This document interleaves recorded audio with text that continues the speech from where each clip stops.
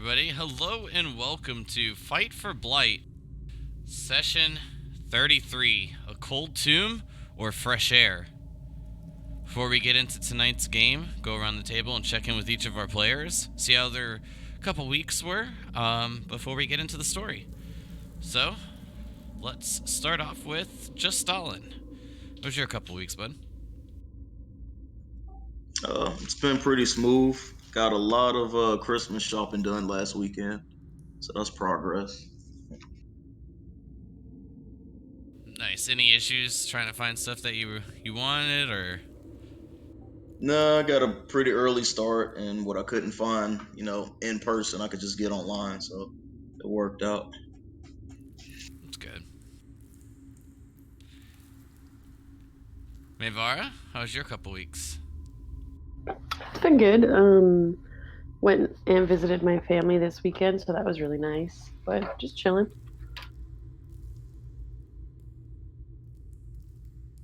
That's good. Cricks, how about you, bud? Been pretty good.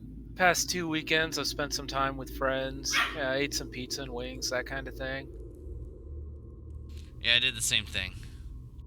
Good times. Yeah. And Cryptilly, how was your couple weeks? Everything's been pretty good. I've been able to eat like a fat kid, so I've been pretty happy. And I'm back to my good old boozing and snoozing, so it's great. I'm curious to know what your weight is now. Sounded We're like not it. going to talk about that. I was gonna say, from the I bet silence, it sounded came like you back didn't so want to bring it up. fast. Yeah, it's easy to pack them on. It's hard to knock them off, right? 100%. Especially when you knock it down fast. Well, I'm glad that each of you had a good couple of weeks. Well, I guess without any further ado, who wants to give a little bit of a recap from our previous session? And then we'll get into tonight's game.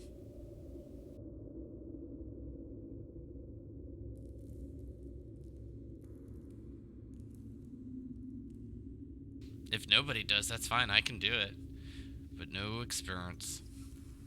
It was pretty combat heavy, so I can throw some stuff in, and if anybody else wants to pitch in from their memory. I'm using notes because my memory is shit, though. I remember how we ended. I just can't remember where we started last session. I think we started in combat with the skull room. Right, the flaming odd skulls. Then we would take one out, and then it would emit some kind of bluish hue. And then, after defeating them all, we found some like blue spheres within 4 pillars in the corner of the room, and we used those to go into the next room. So those spheres kind of just melded into the door, and then we could continue on.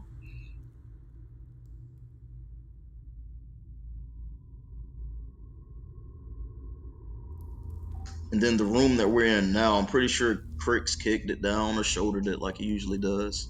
And it was full of waterfalls. I think like 4 waterfalls going in the pits. And there was a staff in the middle of the room that was frozen over. And we did some melting of that frozen ice feature staff thing and took the staff. And then some giant ice things popped up and they fight in unison. So I think that's where we are. That sounds pretty good to me. No, sounds good to me too. But before I do give my narrative, just double checking. Does anybody else have anything they'd like to add before we get back into our combat?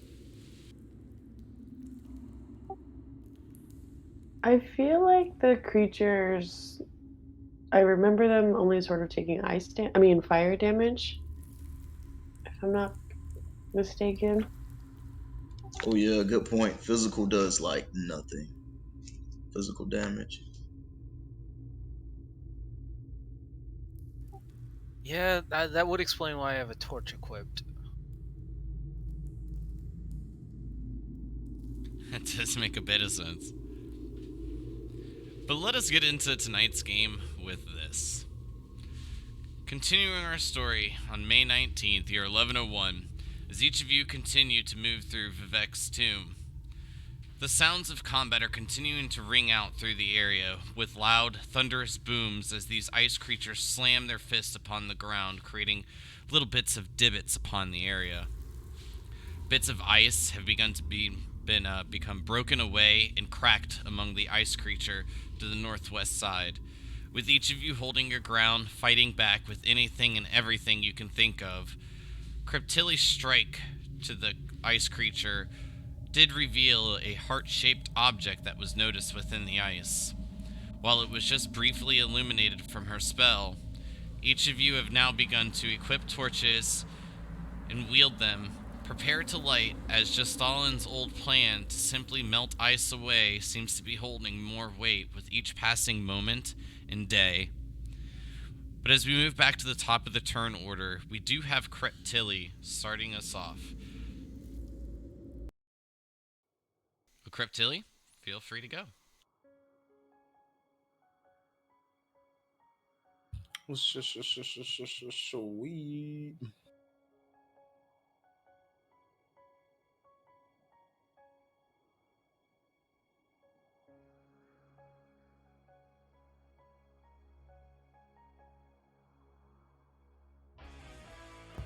I think that I shall use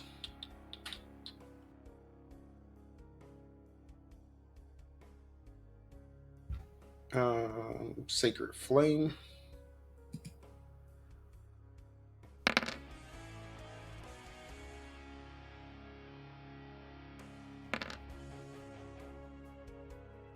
Well, this will not be a good way to start it off with throwing a nat 20 on the dex save.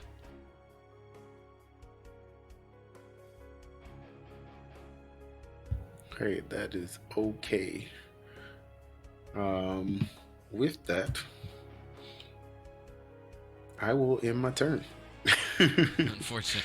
But the remnants of the spell slow trickling away from you after just shaking it off a few moments ago. It's definitely causing a bit of an issue upon you casting your spells, it seems.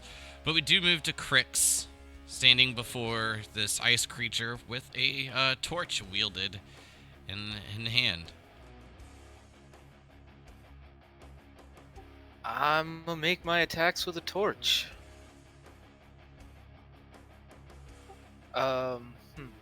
What is the attack roll for a torch? Is it the same as an unarmed because it's improvised? Correct. You won't have any like modifiers added to it, like your proficiency modifier, but you will have your strength, I believe, added to it. So D20 plus your strength modifier. The difference is that it'll do like a flat amount of damage, essentially.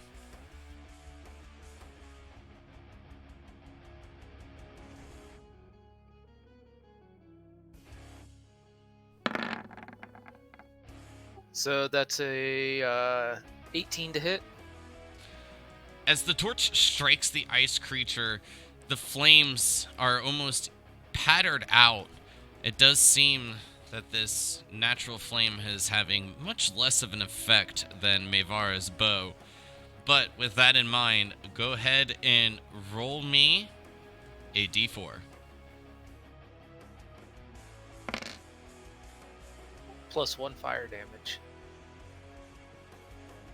Alright, anything else for your turn? Yeah, I'm gonna do that one more time. Are you sure? You really want to? I mean, I have 2 attacks, might as well.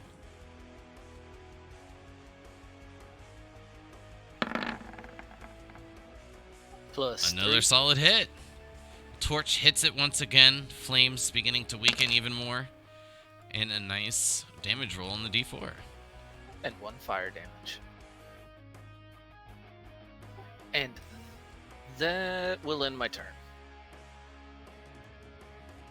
Just Stalin, it's your turn, buddy. And we can't just equip the torch as a weapon and use it that way on D&D Beyond. Trying to think of the best way to do this because You apparently I had might be 10. able to, but there is also like a feature that allows you to use items like that. But you can attempt it. See if equipping it, selecting it gives you the capability of making the attack roll with it. Plus, in that way, if you can, it would help me be 100% certain on how that works for attack rolls and damages.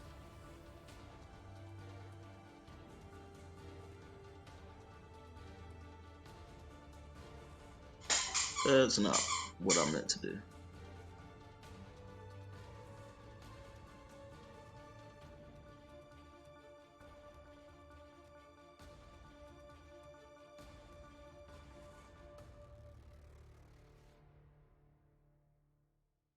Yeah, not sure I could figure this out on the fly, if it is possible. No, don't worry about it then. Just do D20 plus your dex mod.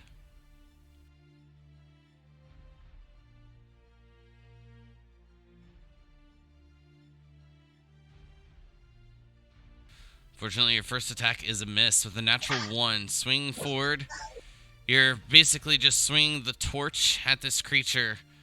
I'm hoping your words may do more damage. Well, since I have a double attack, I'll swing again.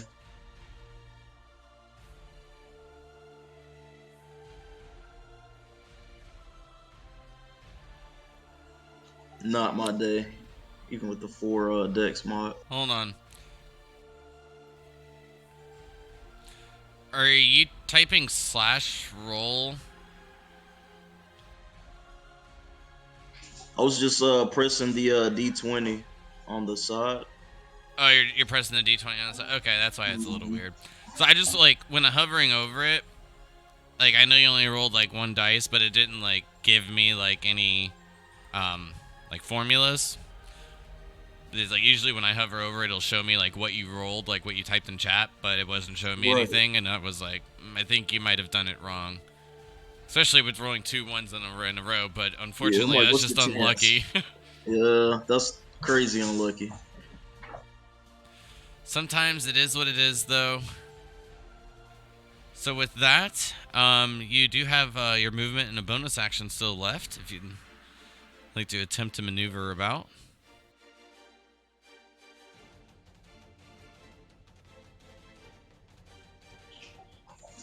Yeah, I may have to, because if I get hit, that may be a wrap. I guess I could use my flurry of blows, although I wouldn't try to hurt it, because I'm just going to hurt myself. So I'll use it more so to disengage.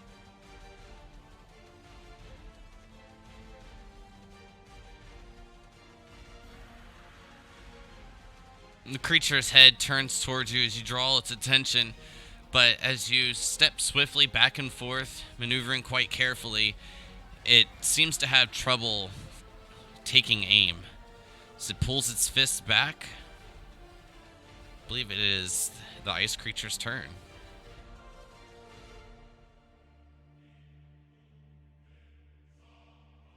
You got anything else, just on? Just double checking? That's all I can do. I'm pretty limited right now.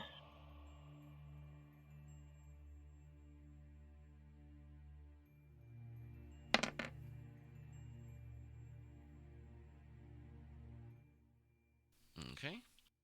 As it pulls its fist back, its attention redirects towards you, Crix, and it will attempt to slam in on the top of you with both of its icy hands.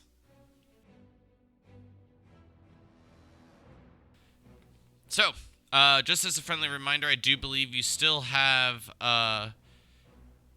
Creptilli's not Bless, but Shield of Faith on. So you have +2 AC. I believe you're at 22, if I remember correctly. That would be correct. So the first attack, the first fist as it slams down, divots the floor once more, 17 with the miss. But the second one, I do have a 23. Oh. As the fist bludgeons into you, it knocks you down to a knee as you take 13 bludgeoning damage.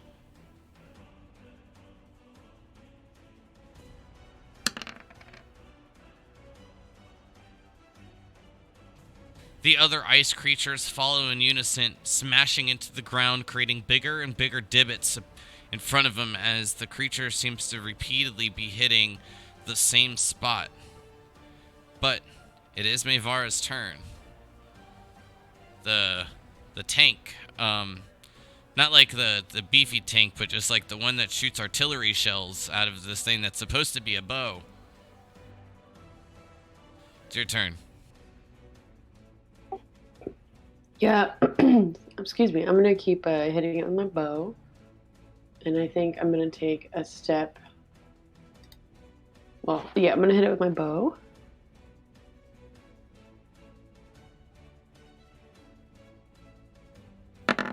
Which, if it hits, does an extra d6. And I also have Hunter's Mark on it, so it's just an extra d6 of regular damage. Correct.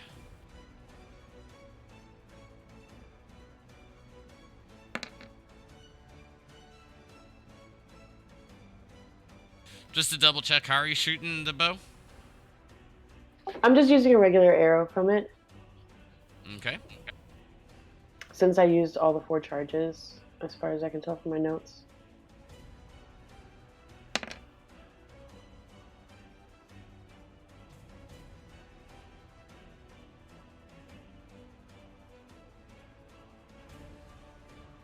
Yeah, when you hit with this weapon, you do an additional 1d6 fire damage. Yep, need one more d6. Nice. So as you strike it with your first arrow, the tip of the arrowhead kind of just breaks upon impact while it hits the creature. The shaft splinters into 3-4 pieces, but it does produce a little bit of flame. However, this seems much less effective than your previous attacks.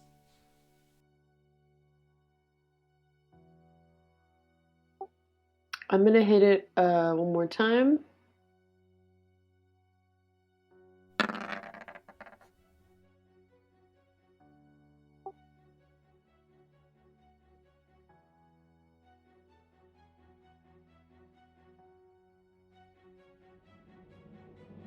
Unfortunately, the natural one's a miss.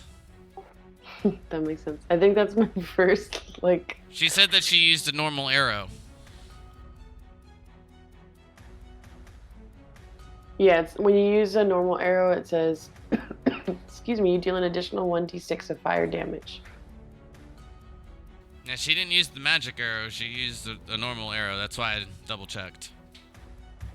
I thought the default normal arrow on that bow was magic arrow. That's actually when you use no arrow.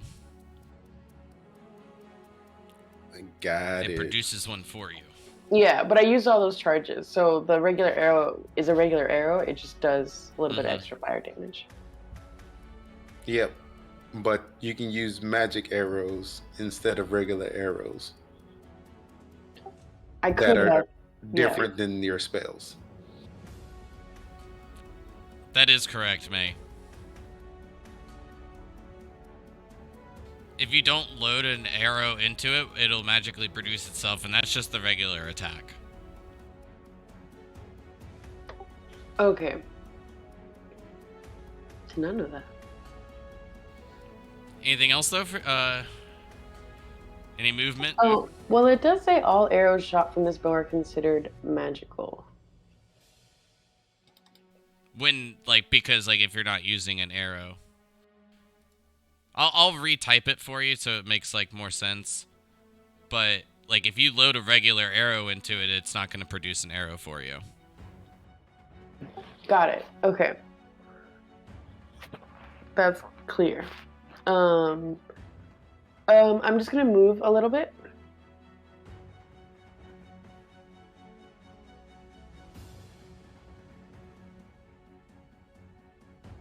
Got it? And yeah. That's the end of my turn. And we move back to Cryptilli. Yeah.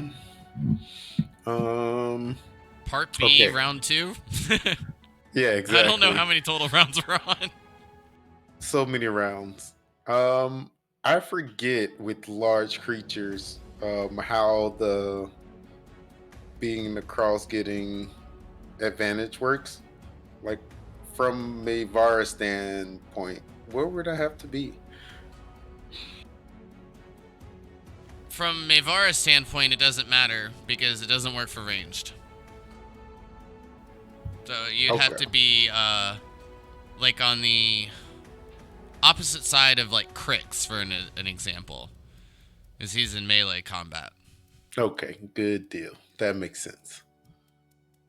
Cool. If you all surrounded like one in particular creature in a circle and just used range attacks and they were all at advantage, that'd be pretty OP.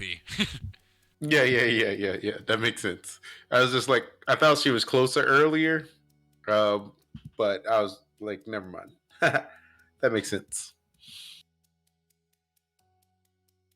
So I will continue hiding behind Kitty. I do want to check out this thing that we pulled out of the water to see if it does anything. What it is, anything about it.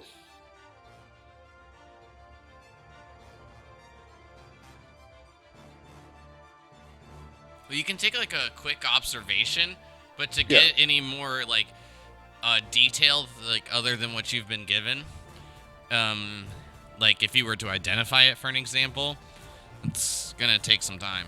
Yeah, that'll take some time. Nah, I just wanted to see if it was like if it looked like a weapon, like does it seem like it would do anything?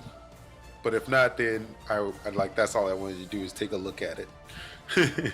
Well, since it has been a couple of weeks, I'll re-describe it.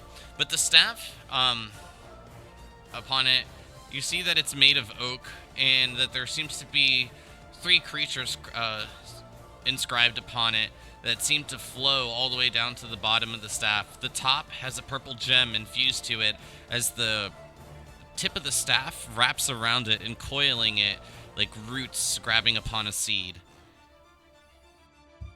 Cool.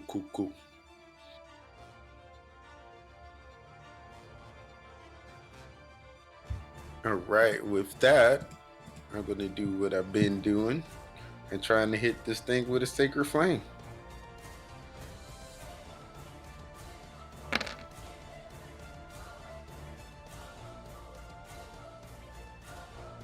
That one got a 15, so it's another pass. No problem. So then I'll tap my little staff on the ground and say, "You shall not pass." And then I'll end my turn. Tap it upon the ground. Out of your peripheral, you do catch a flash, like a spark. It seems that pieces of the crystal wrapped around the roots have splintered away, giving off a bit of light.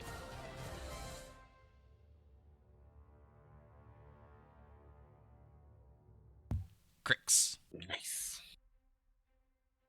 First thing I'm going to do is use my bonus action to use Shadow Swap.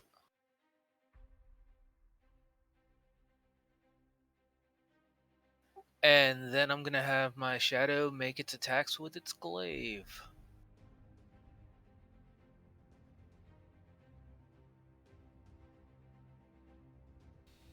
Well, Crix isn't looking too well. The shadow takes the top position, and the shadow swings.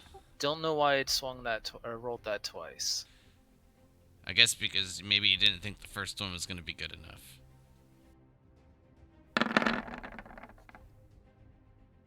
It also rolled that twice. I don't know why it's rolling things twice, but the 9 doesn't hit. Oh, unfortunately not. And with that, I'll end my turn.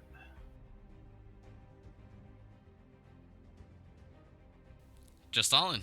It's your turn again, bud. Honestly, I feel pretty useless.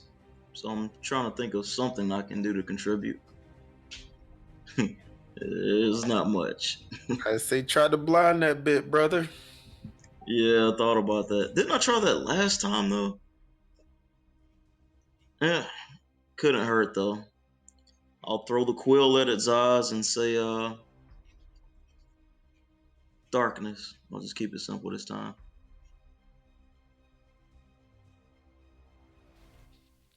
And let's see the attack roll.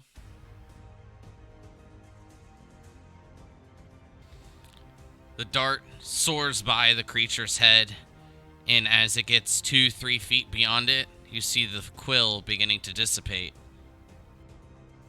Soon it appears back into your hand.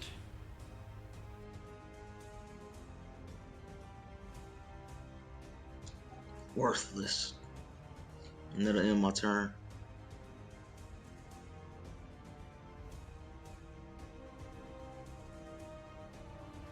So with the shadowy creature striking upon it, the ice creature pulls back a single fist, swinging forward towards your shadow cricks. It'll be a 20 to hit. That does hit. So as the ice creature smashes into your shadow dissipates. You feel a little bit of pain inside as your shadow gets evaporated once more. And then, a bit to each of your surprise, the creature begins to inch forward.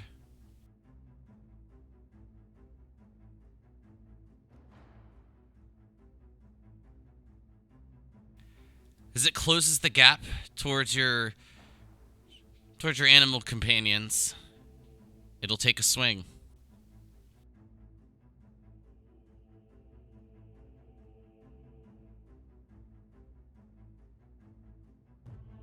Unfortunately, this one's gonna hurt. Got 29 on the attack roll for 27 points of damage. So let me do this.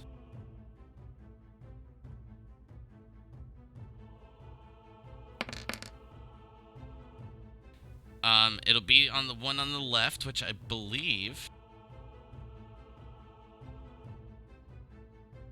is Nyx. Do they have the dodge action at ready? I don't remember how animals work. Oh, yes, they do. Good call. Unfortunately, a 26. Oof. But good Hopefully call, it's good less call. damage, though. Hopefully the 26 has less damage. 25. Hey, that works. It's too less. I don't know if it's against actually Nyx or Kitty. I figured when I went over the first one on the left, it would have either both your names or just yours made, but each of them only have your name.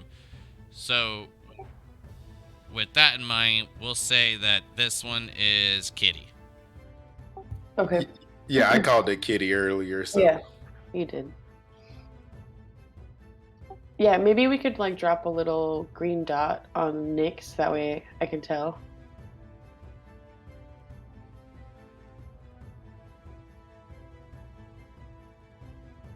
I'll have to re-add that, or think of something else to make that a little bit different, but we'll figure it out.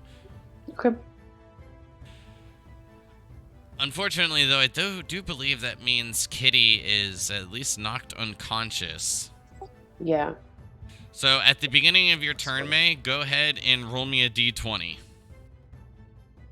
Okay.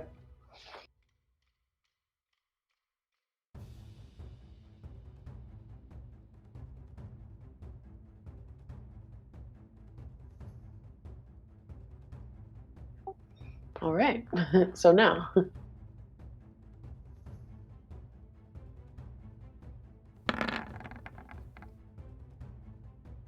Alright, one failed death save. Alright, then what would you like to do for your turn? I'm actually going to try to hit it with Firebolt, my cantrip, because it does more fire damage.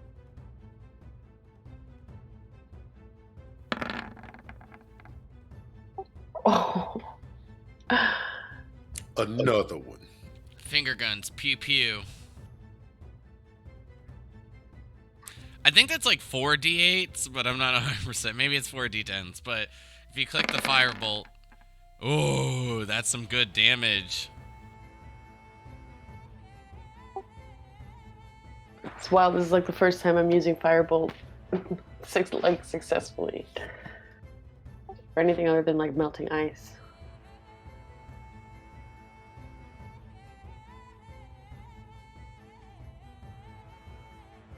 So I have extra attack. Does that extend to my cantrip?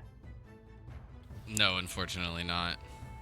I think like there's like a feat or maybe it's a class that you can take that lets you cast more cantrips, but I'm not 100% sure.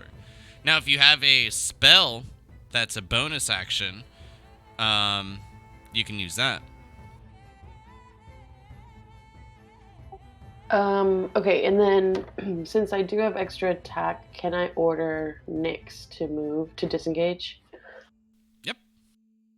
Okay, so I'll order Nyx to come, and she knows she has to Duck and disengage. weave! Next, duck and weave! No problem. Her attention goes from the ice creature, ears pinned back, hears your command, and swiftly moves over to your side.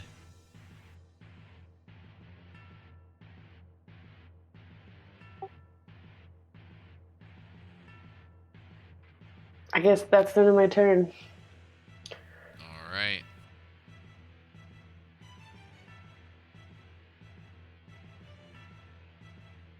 Cryptilli. Yeah.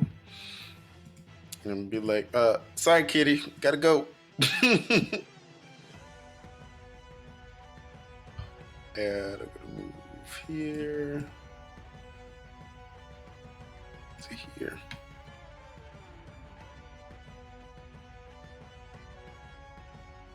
I'm not gonna move this way.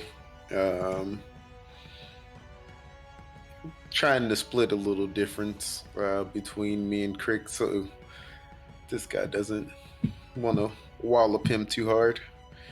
And with that, I don't know how much damage that'll do. I'm gonna try to hit this thing with another Sacred Flame, and going for the glowy part.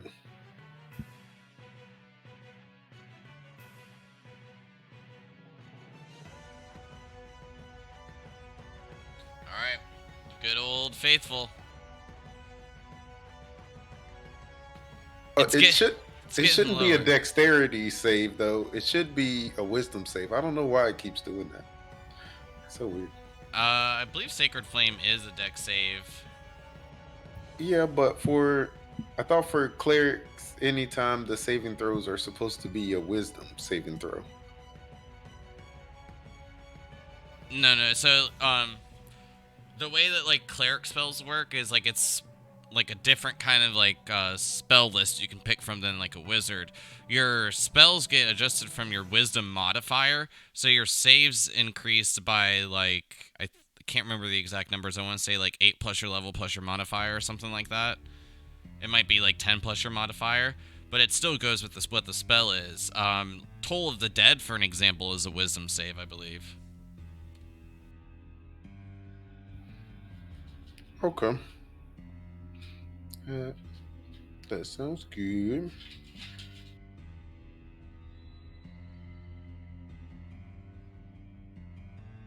I might have just read something wrong. Well, that's alright. Your spells, your spell attacks and your saves are increased by your wisdom modifier since you're a cleric, but it doesn't change like the spell format. Cool. But the dex save is getting lower, but this one's a 14, which ties, so it still passes. Yep, no worries. Do you believe you got a bonus action and stuff if you want? Nothing worth it.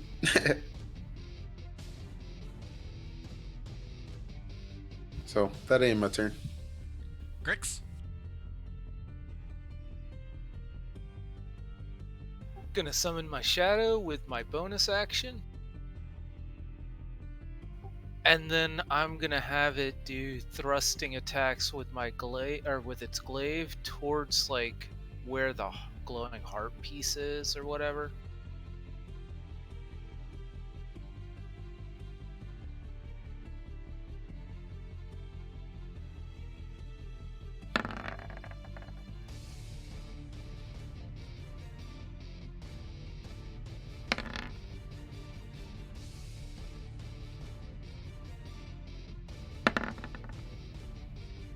Don't know why it rolled twice, but does a 15 hit?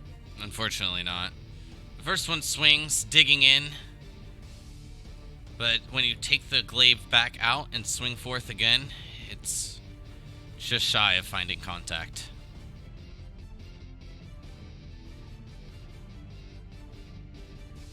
And, what do I want to do? I think with that, I'm gonna end my turn.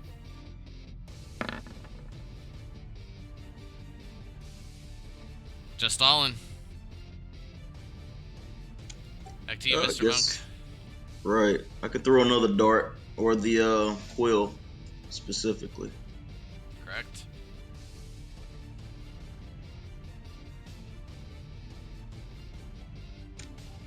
Yelling darkness again.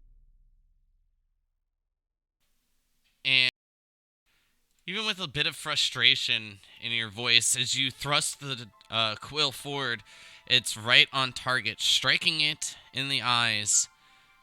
The ink splatters upon its face, and you can see that the ice, or the ink, dark in color, freezes like ice, creating a shield upon its face. Go ahead and give me the damage.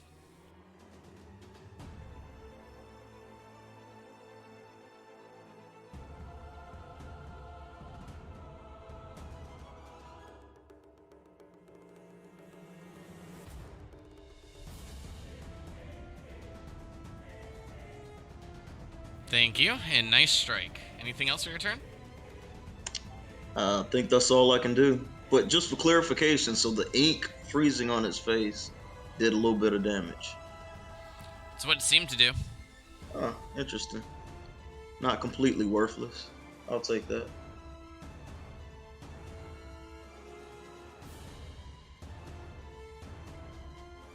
That's the end of my turn.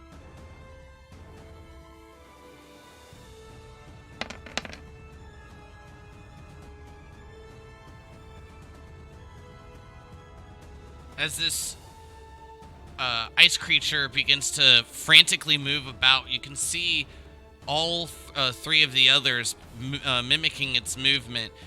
1 foot upon the ledge and another foot still inside the pit, as it's just barely moved forward towards the animal companions. One already moved away while the other lays unconscious, still slightly breathing. This creature lifts its fist in the air, and as it breaks away from the arm, the fist begins to fall, and then it explodes, pluming into snow ice that fills the room. As each of the ice and the snow batter upon each of you, you feel the same effects that you did once before. Everything beginning to become slower in motion. Your muscles tightening up. Can everyone give me a wisdom saving throw, please?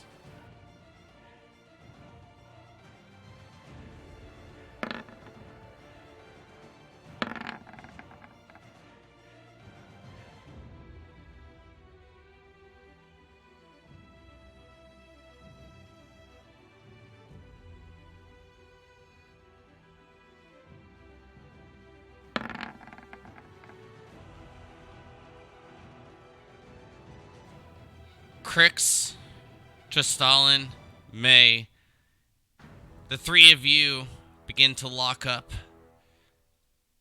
and feel quite a bit hindered than previous before.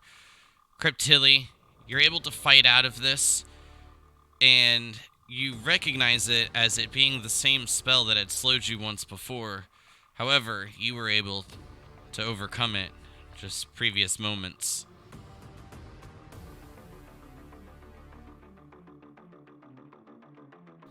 May, it's your turn.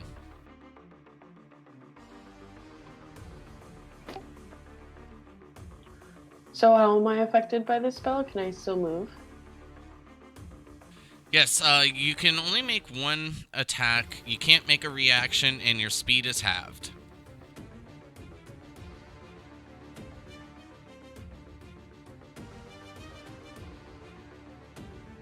And just to be Okay. doubly clear, you can, for your action, you can make an attack or a bonus action, but you can only do one or the other. Okay, so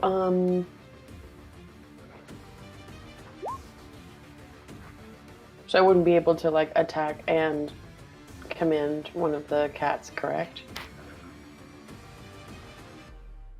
That is correct, and I will need a d20 as well for the death save for Katie.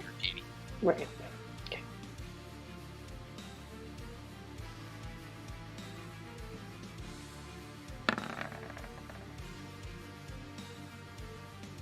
All right, 1 and 1. Okay, and then one more question, which is, like, can I have advantage on a cantrip since it's like a spell attack? Like, sorry, yeah, is it possible to have advantage with, what's it called when we're like on two sides? I'm totally blanking. Flanking, but not with ranged attacks. Okay, well, never mind. I'm gonna stick here and I'm gonna hit it again with the firebolt.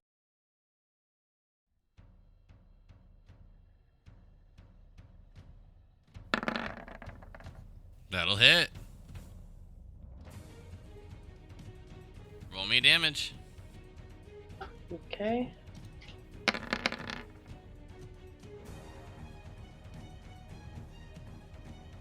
Damn. That's just from a regular firebolt. That got so much more powerful as I leveled up.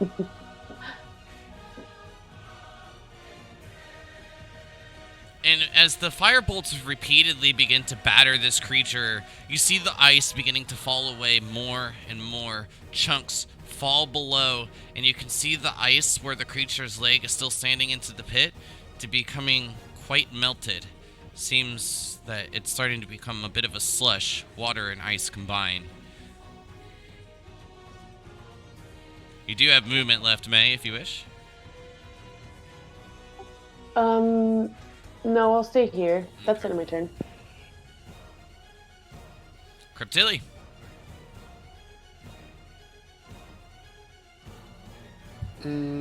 Y'all. So, I guess we're gonna see if we can make this a little more interesting. I'm gonna move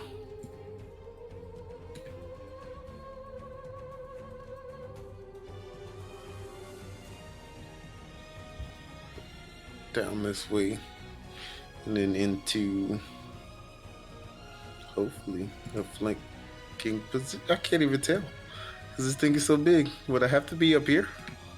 You're going to have to be within 5 foot of range if you're using a melee attack, unless for whatever reason it's got extra range, like a glaive. As I'm moving around this way, I want to look at this thing before I climb into it. Does it look like it's going to hurt me if I climb up there? Or walk onto that? You know that the water is ice cold. The creature has been... I mean, it took out one of the animal companions in one strike. You've seen it whittle down Crix bit by bit. Yeah, I don't want to get in that pool then.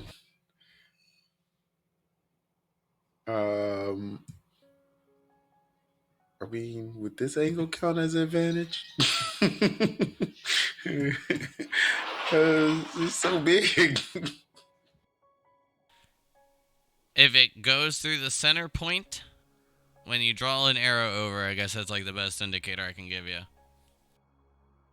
That makes sense. Thank you. Because I was like, this just doesn't make sense. It's so big. Okay. Good deal. No, that will not work. But hopefully that's okay.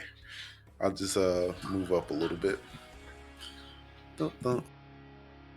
Should be fine. Fudge it. I will burst the big boy. Though I feel like make it do this. Fuck it. It's too late. I've already been pissed off. Yep, that's not gonna work. Unfortunately, that is not going to work.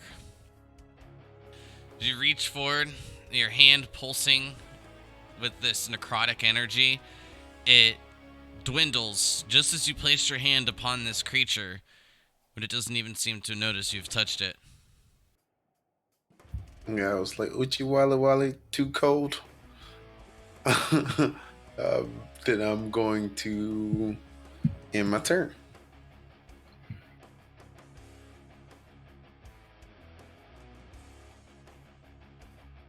Crix, it's all you, bud.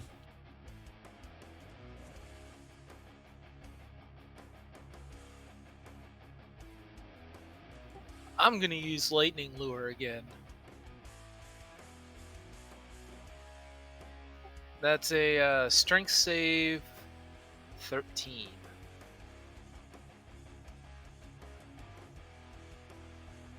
Pretty low for this creature, but that is a 15 on the save.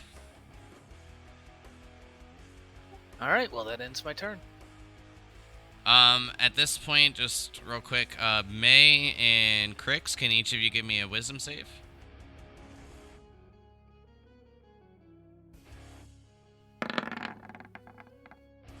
Okay, both of you are still under the effects. Just Stalin, it's your turn.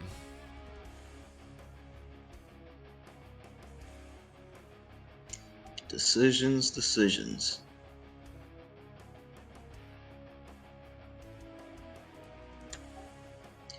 I'm just gonna throw a regular dart at it to see if it has any effect. I know it's starting to turn slushy. Now aim for where we thought the heart was. Alright, go ahead and give me your attack roll.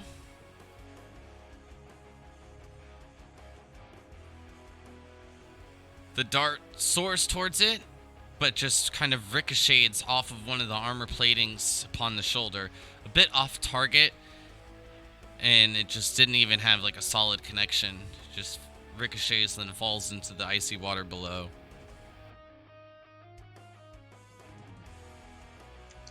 I'm glad I chose to attack from a distance. I'll try to help someone get advantage, though.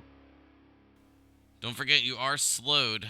So Oh, yeah. that's about all you can do for your turn for action-wise after throwing the dart, but you still have a bit of movement. A bit of movement. Okay. It is halved, but for you, it's basically like full movement for everybody else.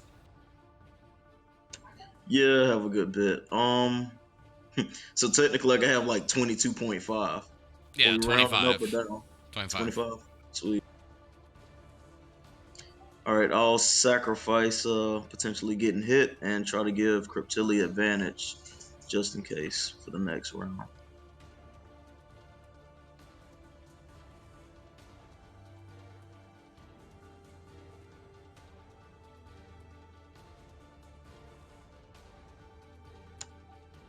And that's all I can do.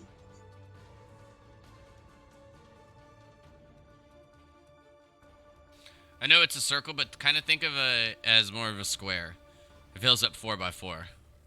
You were just occupying its space, so I'm just putting you up one.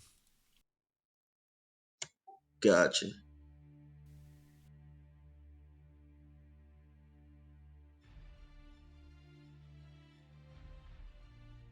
Perfect.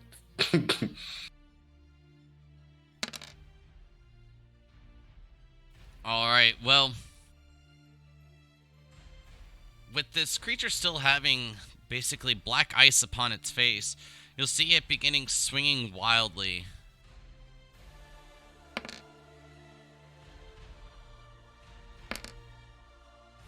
The first attack goes towards you, Cryptilli.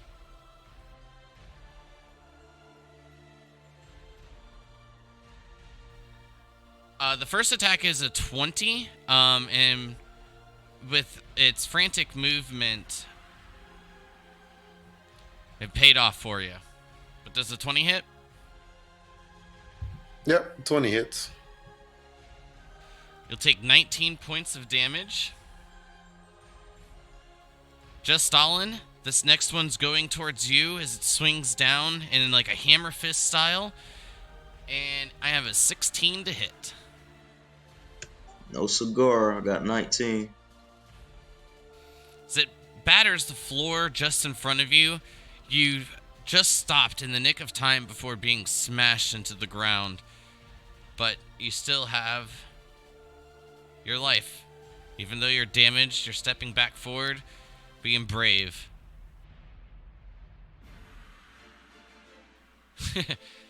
Or super lucky, I guess. Mevara, it's your turn. Just all in. Give me a wisdom save.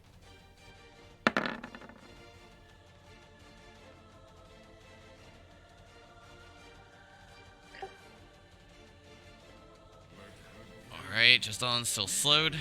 May, unfortunately, that is going to be a miss. Oh, I was rolling the d20 for Kitty. Oh, that's not good either. Yeah. One pass, two fails. Yeah. But thank you for reminding me. I just figured it was an attack roll. On fire, keep the d20s critting. But now this is an attack roll. I'm aiming for the heart. Hopefully I get it.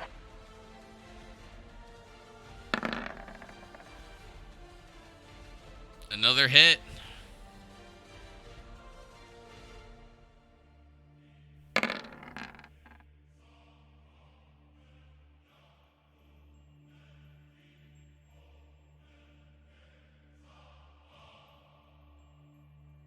And I yell, "Someone help Kitty if you can." More ice begins to fall, melt away. And at this point, each of you begin to see this white light emitting from the ice below the creature's chest.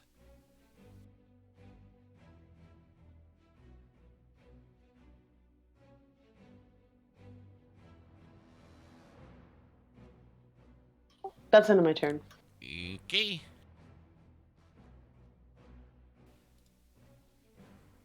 And Cryptilli, back to you. Do I do a wisdom save? Oh, yes, and I'll need one more from you. Hopefully one more. Might be more. Alright, nope, you're good. Okay, thank God. Yep. And I'm still in range to do a melee attack here, right? Yep. Sweet. So we'll try this one more time, because that's the last time I can try this.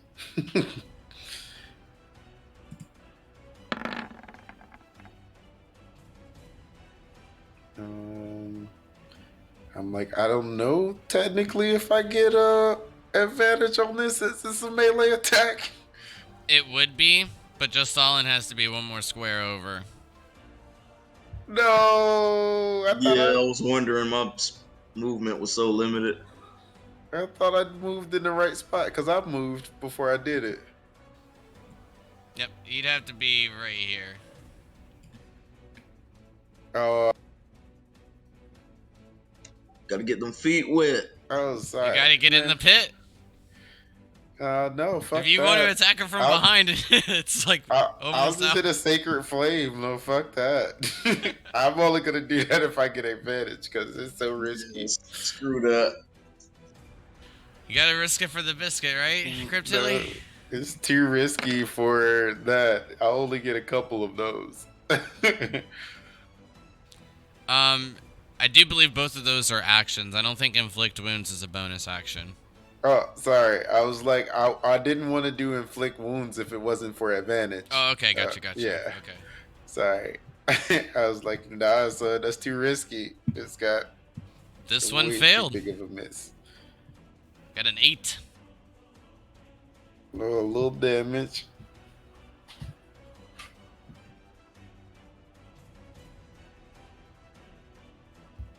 That'll work. And I don't know. Can I see Kitty from here? I guess I have a little bit of movement speed. I don't know if I want to do that though. I don't even like that cat. Inner dialogue. Nobody hears this. So y'all think. Anyway, 0 witnesses. that's what I like for y'all to think anyway. I couldn't do that if I wanted to. In that case, I will move back. I'll move 2 squares. That's 10. Oh, I can still move towards Kitty. Yeah. And I'll move beside Kitty. And then I end my turn.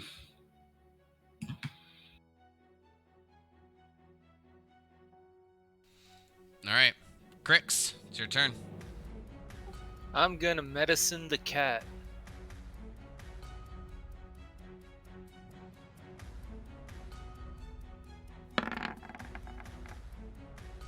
I didn't do a good job.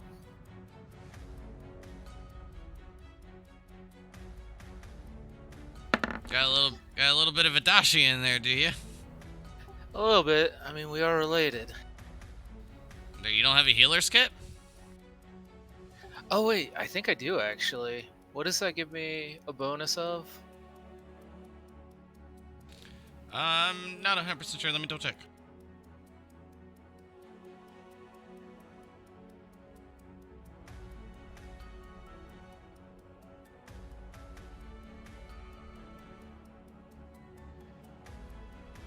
You just expend a charge, and then it stabilizes. You have no need for a wisdom check. Oh, well then I will do that, and that will be my turn, and then I'll roll my d20 to see if I'm still slowed.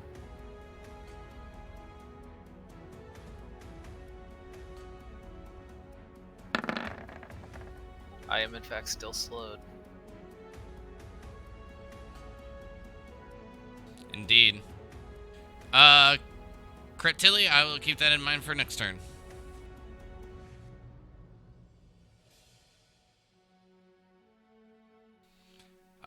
Justalin, it's your turn. I'm just gonna swing away with my torch.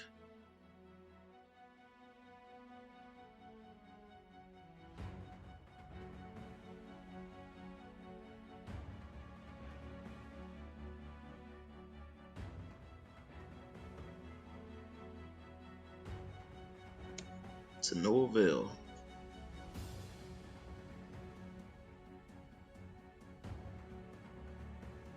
Alright, well, after that swing, I'll need either some movement and then a wisdom save.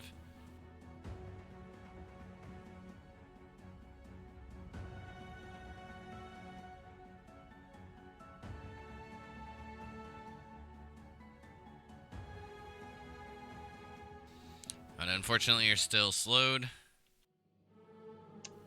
Funny, I got a 16 last time. I have some very interesting rolls today.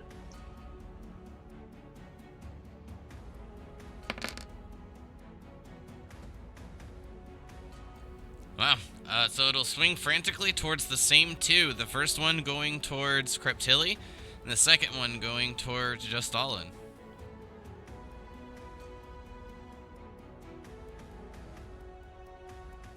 So for Crit-Tilly, I have an 18 to hit.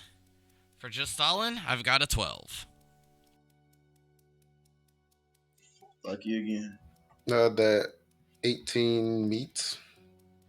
So then that'll be a hit, and that'll deal 20 bludgeoning damage to you. As the fist batters into you, you feel your feet sink into the ground as the ice cracks below.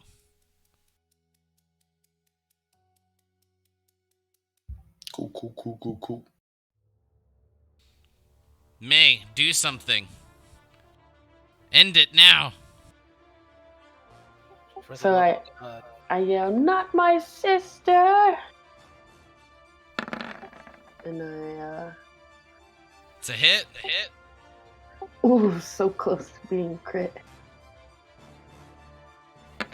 Oh, I mean, it had to happen eventually, but Yeah, the hot hand on the damage.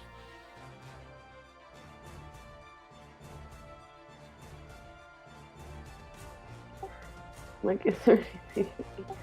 I think as a bonus action, I'm gonna cast Zephyr Strike.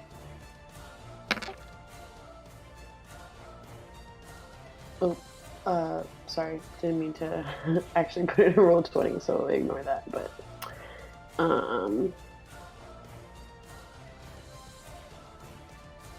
That I adds can- damage to your melee attacks, right? yeah, I didn't mean to roll the D8 force damage. I just wanted to be able to move opportunity attacks. No problem. Question. Now, does that affect my animal companion? No, that'd be dope though. That'd be crazy. Okay. One of the main reasons is because it's a self spell. Yeah, no, I mean, for sure. Just, always. I was If like, you what could if? target it, then you could do something like that. But Right. Cool. Um.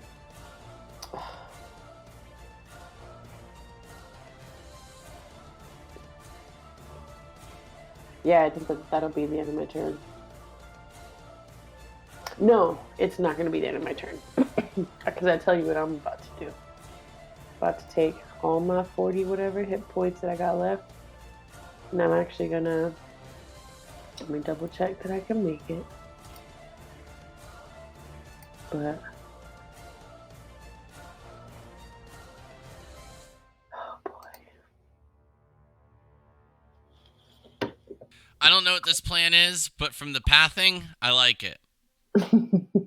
Wait, you can see it? I can see everything. I didn't know you could see it. It says hide from others. Wow. Can't hide from me.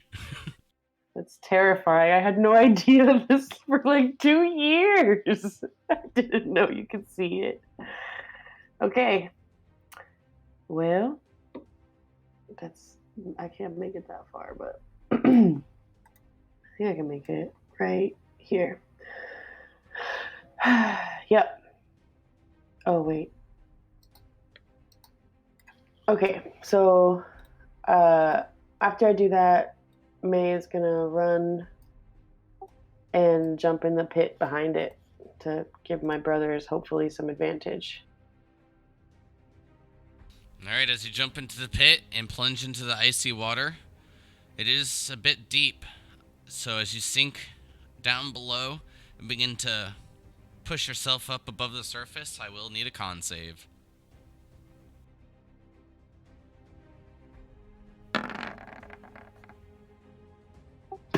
Oh my god. So as you jump in, you feel everything just lock up. You begin to just move, swaying back and forth with the momentum of the water and ice. Cryptilli, it's your turn. Hell no. That looks like it's across the center. But I don't even know if it's necessary now. Yeah, I'll try to kill it, but I'll I'm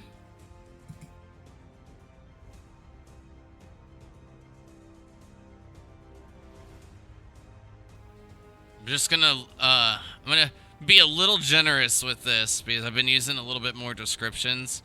So just to get you guys the idea, from your quick look as May jumps into this pool, you can see that her face is already beginning to turn blue, the lips purple, as you see her just kind of swaying like a bit of driftwood into the ocean. She doesn't seem to be able to move.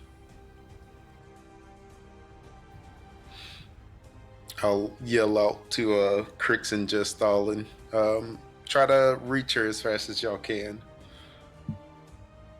I'm not sure that was such a good idea. Damn, that's crazy. I really thought I did something until he said that the water was deep, and I was like, oh. We did this. It's all good. I mean, technically, I should still have advantage. That's so dumb.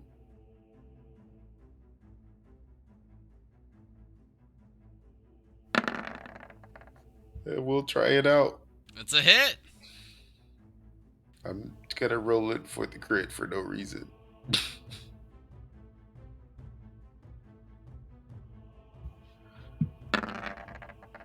But cool. It's a hit.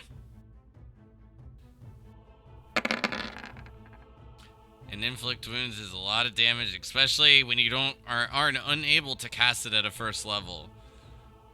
Exactly. Yeah, I think since you used the 2 level 2 spells, you either only had 1 or you didn't even have second level spells anymore. And I think this might have been your last one. Yeah, this is my second. No, I cast that at 3rd level just now. Yeah. So but even like the first 2, because you had to cast those at 2nd level, I think you've used up all your spell slots. Just about. Well, Cryptili, as you stretch your hand forward, grab upon the foot in the front, you pulse out the necrotic energy from your hand, and as this purplish light begins to emit, slowly trickling through, following crevices of this ice creature, you see it begin to break away and fall. Is there anything else you'd like to add as this creature crumbles? No, that was beautiful.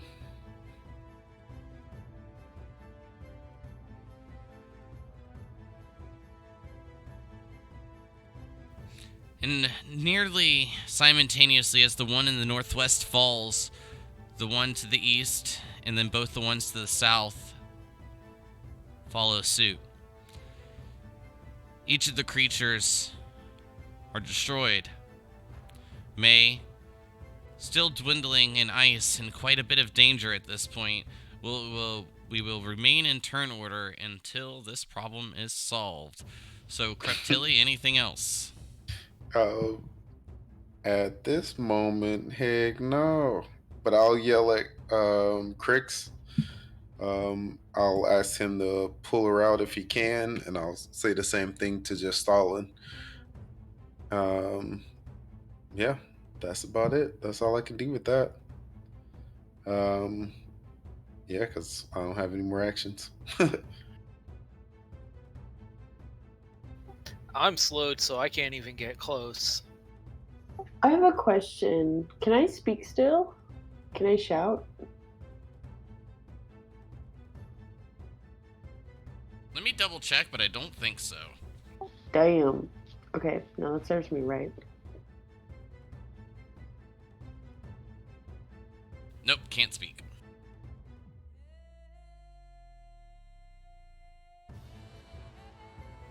Alright, I'm out of movement, and I'll roll my d20 or whatever to try and get out of being slowed. Another wisdom save. You're good. Cool. That's my turn. Just Stalin. Oh, the wisdom saves was your turn? You couldn't move after you did the wisdom save? I only had Right. 15 feet of movement. The for wisdom being saves slowed. at the end of your turn. At the end, damn. Oh, I wait. still have my 25 though. Because you couldn't move and then do the shadows wrap or shadow swap thing. That's crazy. Nope, couldn't use a bonus action to do Yeah. that. Yep, I know. I forgot. That's crazy. Slow's super fun. Especially when you have, like, attack-heavy individuals. Yeah, super fun. I'm super loving the slow feature right now. I'm sure you loved being stuck in this ice water.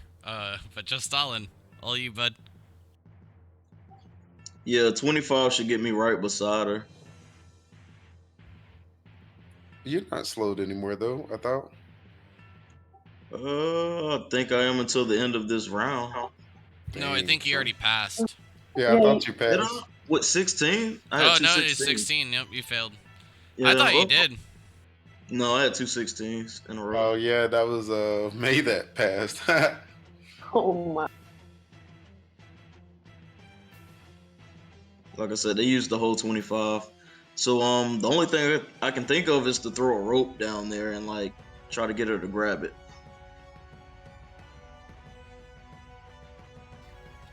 Okay.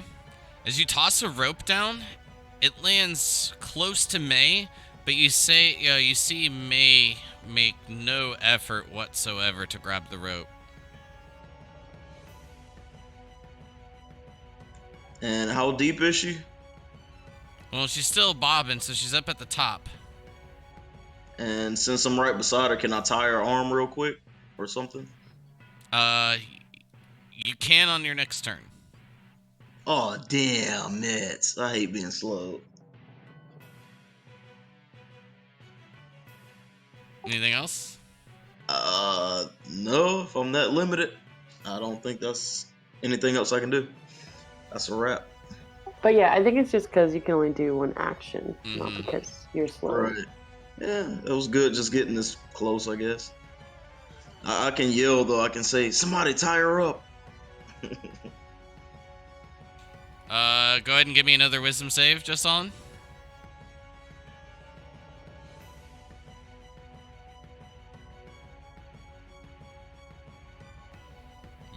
Somebody tie her up. You all hear as just Stalin still remains slowed. May, getting it cold. is your turn. Being stuck in this icy water, your clothes are becoming quite saturated and beginning to weigh you down. Need another con save, and this one will be at disadvantage.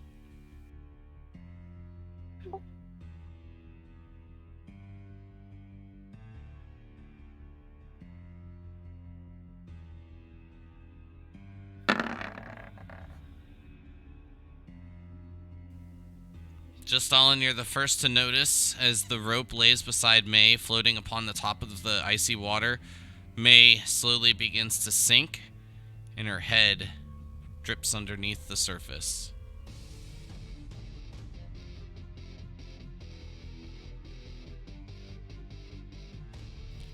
Cryptilli.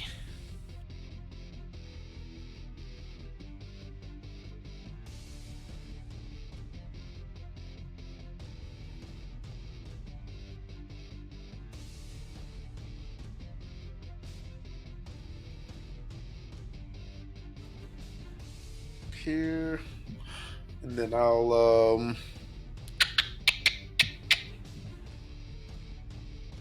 I'm like, I don't think that's necessary. Can I tell what type of shape Mavaro's in down there? I'm standing on the ledge. Sinking. Okay. And I'll reach over the ledge and try to grab just Stalin's rope. And tie it onto Mavara. If I can, I'll try to pull her out.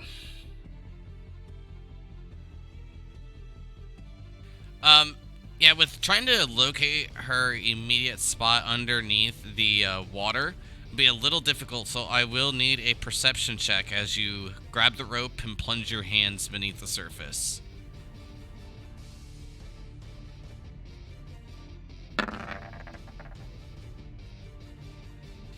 It takes you a couple moments to find her, but you do grasp upon... I mean, it feels soft, but you can already... You know that it's skin, but it feels that it's becoming so frozen so quickly that it is almost ice itself. That's what I wanted to do if I could touch her. But I don't know if you could do this or if it would make sense, but I would try the spare the dying because it just makes sense. I mean, it's worth it. Yeah, yeah. I'm You like, grab upon her and you cast Spare the Dying. You feel it go off. I'm not sure if it had any effect. yeah, no problem. But yeah, I'll do that while I'm trying to pull her out. But that's about it. That's all I can try to do. Okay, you begin pulling. Crix, Justalin, both of you see this. Cryptilli kind of giving all of her might. It's definitely a little bit of a weird angle to pull almost essentially a chunk of ice out of this water. But Crix, it is your turn. Alright, here comes the Shadow Lifeguard. Gonna have him run up, jump in the pool, and then I'm gonna have him grab on to May and push her upwards. Okay, but since it does the same kind of stuff as you, it will need a con save as well.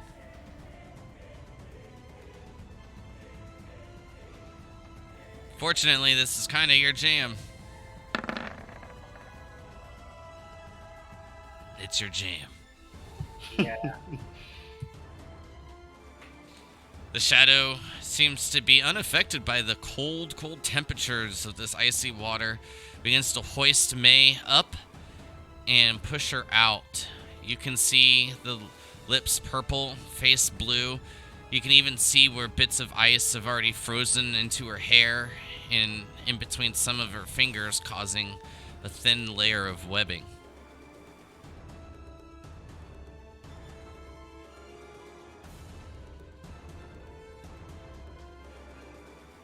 But at this point, Mevara is pulled out and saved. So I will pull you all out of turn order for the time being, but May is still pretty frozen.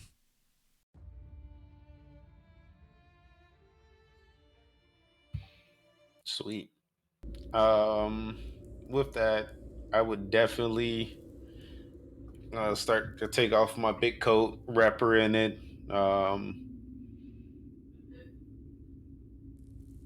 and then like I can tell. I think if I'll see if I could tell if she's breathing or not still yet.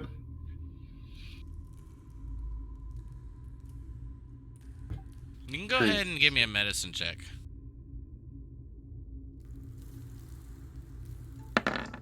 Do we just react right now, or are we like waiting on turns? We're out Nope. of turn mode. Nope, go ahead. Yeah, It's all we're out free. of turn over. Okay, I'm using my blue fur thing that I got from the super huge nose because that was supposed to be frost resistant and super warm. So I'm gonna throw that on her. Okay, good plan. You can't tell if she's breathing or not. So I'll just go ahead and cast Spirit or Dying again on touch, and then I'll start the ritual for a prayer of healing. While he's doing that, I'm just gonna do a medicine check on her. Got it. Just all in, beginning to cover May with the skins. There's no good dirt around here. If only. I'll keep a torch close by too.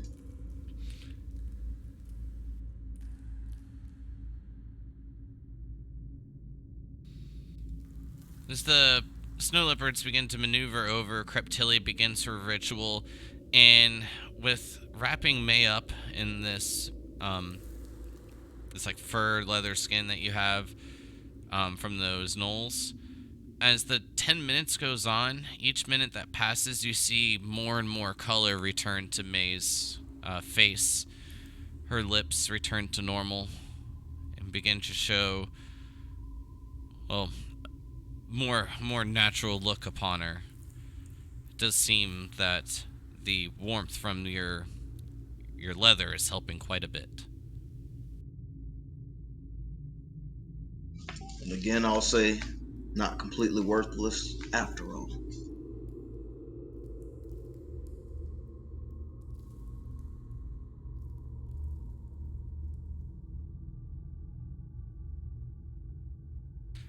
But then after the 10 minutes goes by, Reptilia, go ahead and roll your prayer of healing. May, with a little bit of stutter to your voice, still feeling that cold within, you'll begin to be able to speak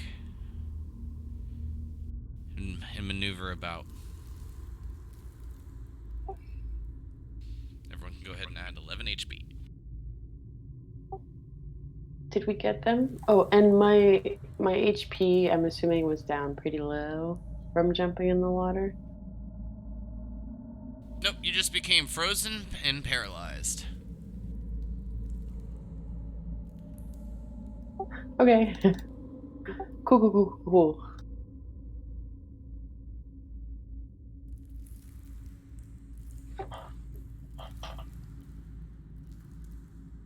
Seems like that silly spell I learned to light fires was really helpful. Yeah, you saved us, but that might have been the stupidest thing you've ever done at the end. It didn't look that deep. It looks like somebody misses Vieric. It never does. We don't need you picking up your brother's bad habits, sis. I've learned my lesson. Stay far away and shoot.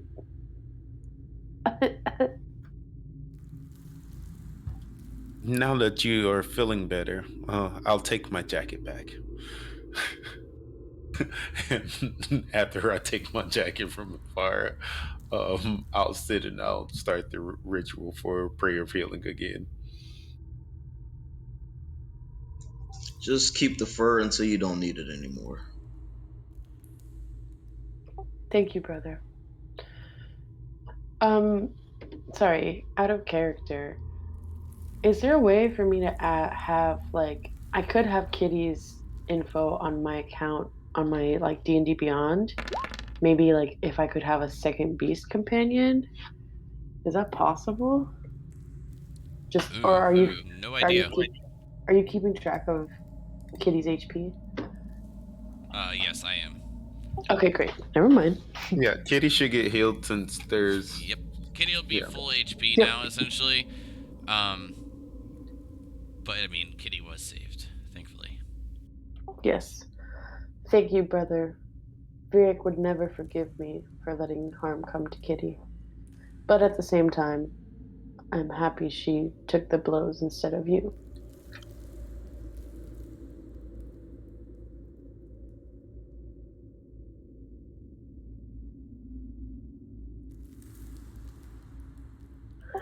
Well,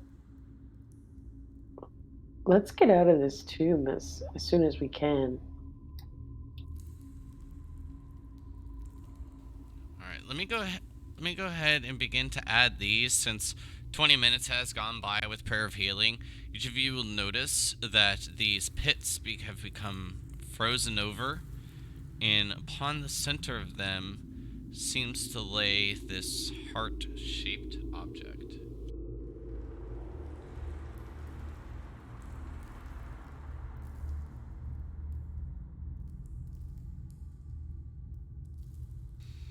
But then with that, that's where we'll go ahead and take our break and get back to it in just a few moments. Sounds good. Yeah. Be right back.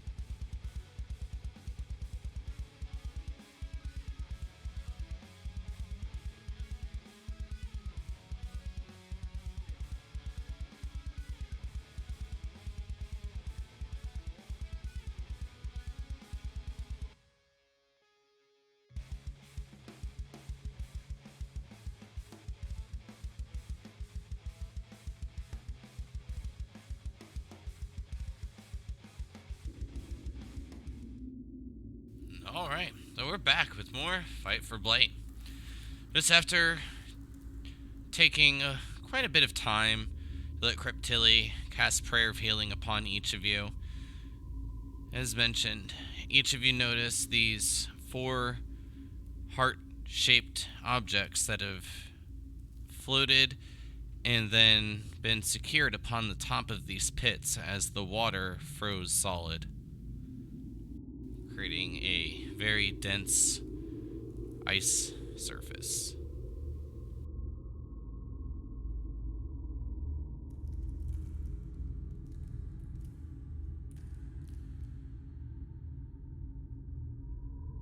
You said they're floating on the water?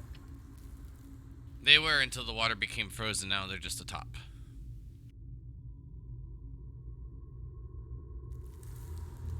Can we tell about the thickness of the frozen water? It seems pretty dense. You're quite familiar with ice along the coast, and I mean, it doesn't show any cracks, and you don't see any darkness coming from below. So you know the bottom is quite far. Okay. Boom, boom, boom. I am going to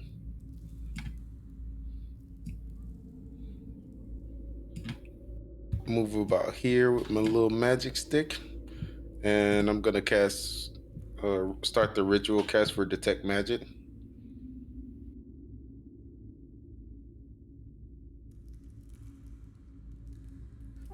While he's doing that, I'll carefully walk over to this one north of me and grab it. Okay, easily done. Greptilli, you've already casted Detect Magic upon it, but if you would like a fresh reminder, you don't have to go through the 10 minutes of the ritual again. Well, I didn't want to do it just for that, but I also wanted to do it for each one of these rocks to see if they were giving off anything in particular. No, they are not. Cool. Yeah, good deal. May runs and grabs the one to the northeast. She looks kind of nervous at the edge of the pit, but she just runs and grabs it and in one fell swoop. I'll start looking at the southern door from a slight distance.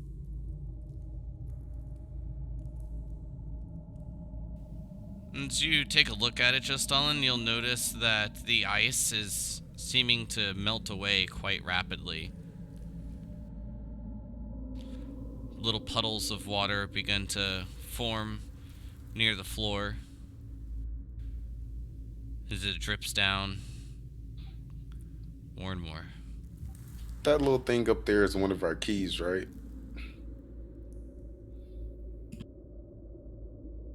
I forgot who was holding it. The little blue ball. Wait, or are those the ones we used to get through the other door?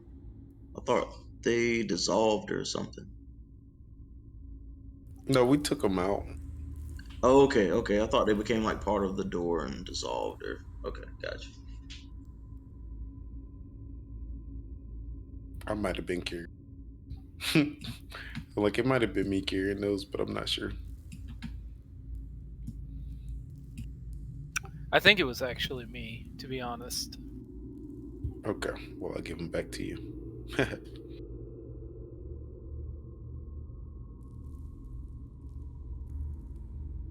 Because I am not the carrier of many things.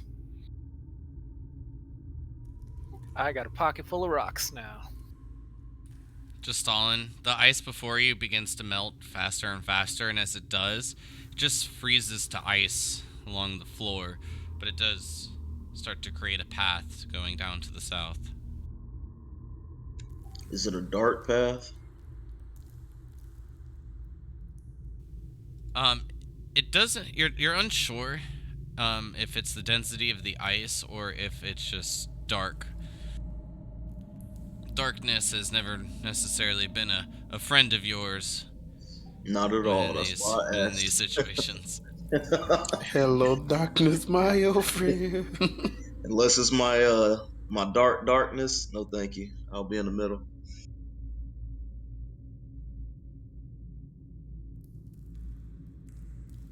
My quill, that is, not dark.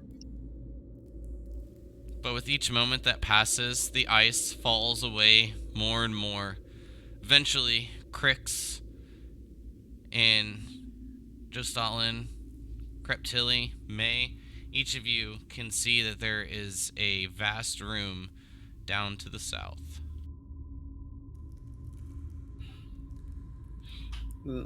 Should we carry on, or do we want to check that room with the other portcolas?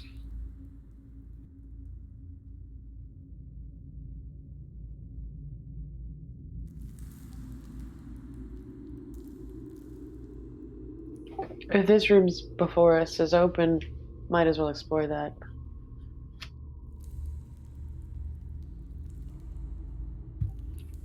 Fair enough. Well, since you are the eldest, I guess I will follow your lead. I hear you, sister, but I'm of very little use up close. I'm always deadlier from further behind.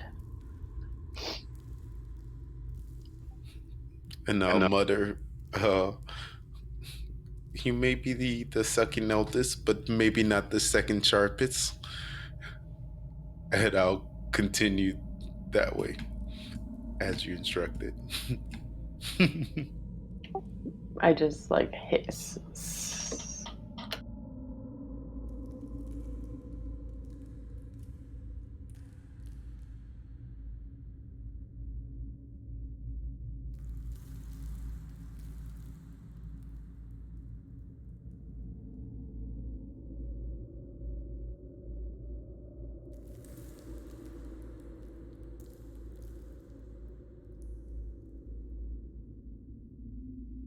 What do we see? Oh, Lao statues. I thought those were googly-eyed faces for a second. So as each of you make your way in, you'll each notice 4 statues in the corner of the room. Each of them seem to be decorated in quite this beautifully crafted attire, each made of this smooth stone, and all in the same position, each holding a plate in front of them. Both hands, palms up, holding the base, presenting. Seems like a server presenting you a dish.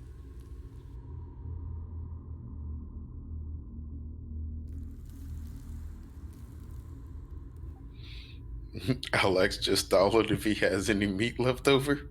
Maybe they're hungry. I have a feeling we have to put these stone hearts on their plates. The math adds up for sure.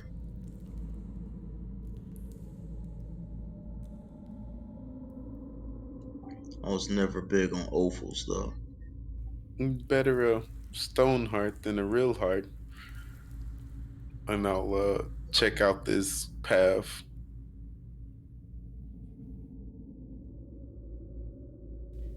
The path extends down to the west before turning back due north.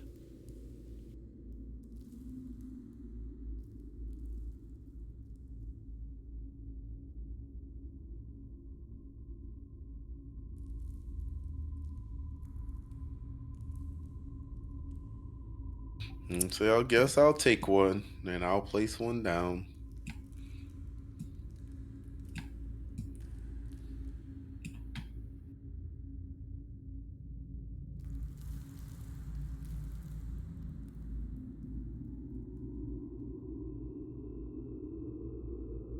I take one and place it on the northeast statue.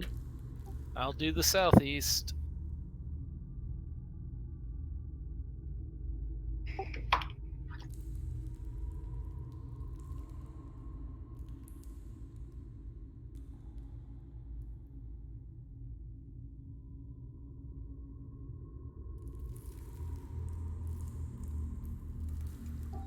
Didn't know I had one, but I'll snatch up mine as well. What do the statues look like? Like, are they like people? They look like elves. Like, what do they Like look elves. like? Just elves, like in plain dress, holding up a. And as each of Mostly elves. these heart-shaped objects are placed upon the plate, each of the objects disappear, and then a light begins to emit from the center of the room.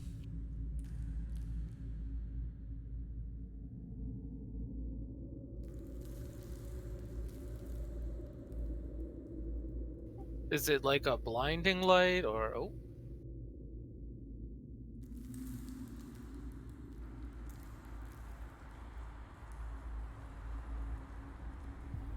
Another one. And as each of you turn and look, a key emitting quite a bit of light has appeared in the center of the room.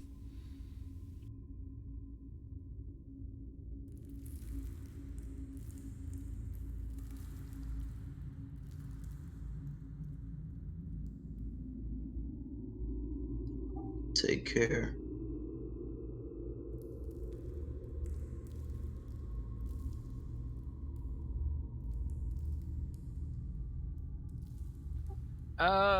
If it's okay with everybody, I'll summon my shadow and have it go over and grab the key. We never disagree with shadow usage. I'm definitely not even looking. I'm looking down the hallway. Last time we had a glowy key, it ended up with Cryptillion in a hole. Mm-hmm.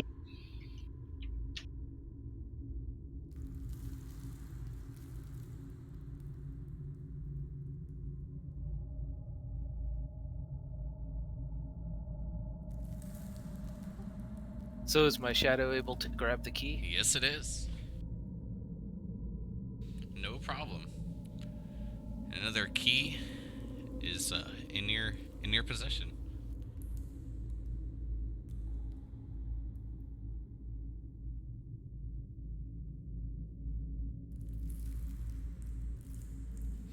The light fades once the shadow grabs it, but the key still remains.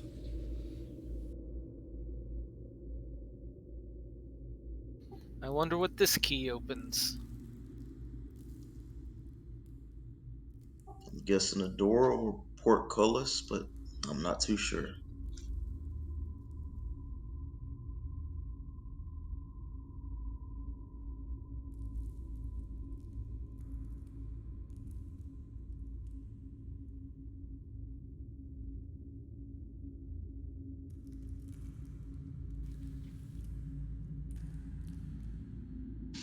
Unless I missed something, so all these elves are identical, the elven statues.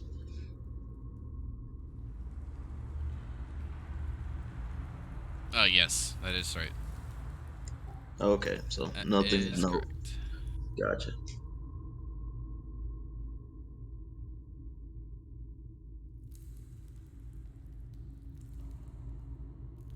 Slightly narrow path to the north continues on for as far as you can see, Creptilly, as you peer around the corner.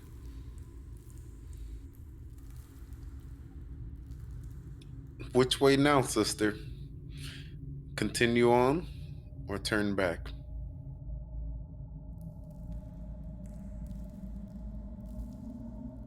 We must continue on and hopefully find my brother, our brother.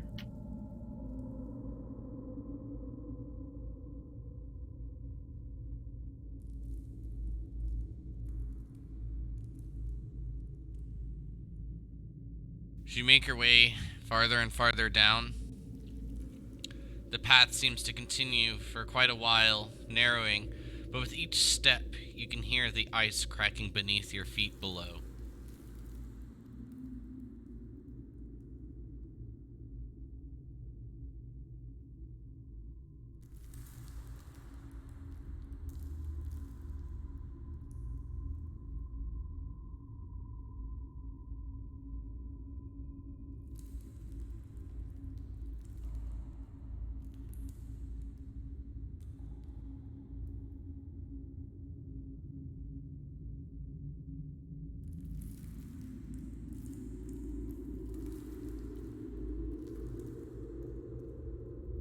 Eventually, as you round the corner, you can see the path leads back to a portcullis, the same one that was in the room with the skulls. Well, I'll be damned.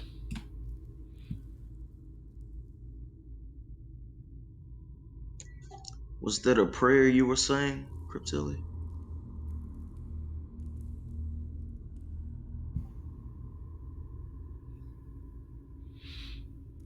Hopefully you didn't hear me. Obviously, I did.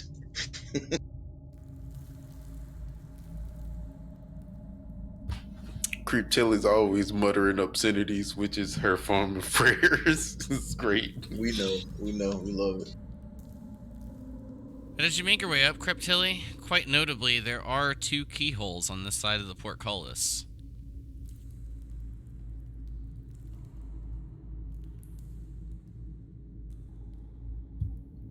And I'll say, Crix, would you happen to have 2 keys here, or should we mosey around? I'll hand over the keys.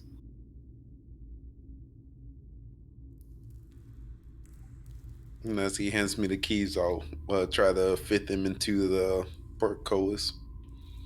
They both fit. As you turn, you hear a as it unlatches, and you can see the portcullis even just fall down just a tad bit, like a half inch down into the ground below. Nice. I'll push it open and remove the keys. No problem.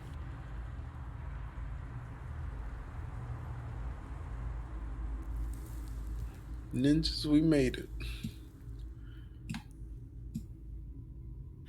Yeah, we still got to figure out that portcullis that's to our south. I think that's the only place we haven't been yet. Or obvious place we haven't been yet. Do we have another key to spare?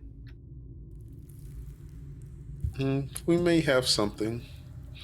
Let's go check it out, I guess. Sister, I'm curious about the staff. Yes, I've been looking it over, and I noticed a few quirks about it, but I am not quite sure. I have no idea what you told me last time about the staff. I believe all you did was detect magic on it, and you sensed that there was like radiant, not radiant, I'm sorry, adjuration.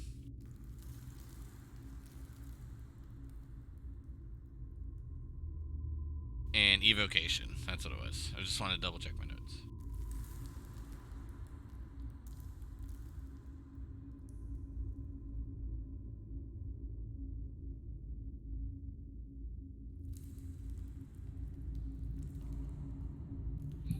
Nice.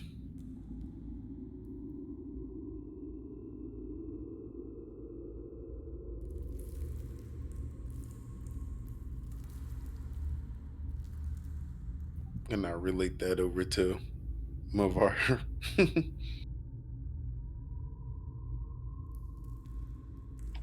I wonder, do you think it was Vivek's staff?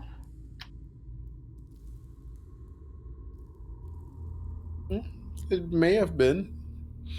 I'm sure if he wanted us to know, he might have said something.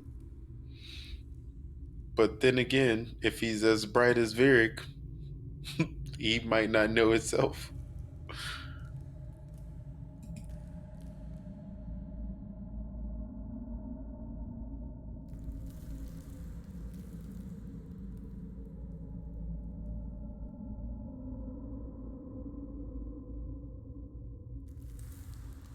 And then I'll call out to Vivek and I'll say,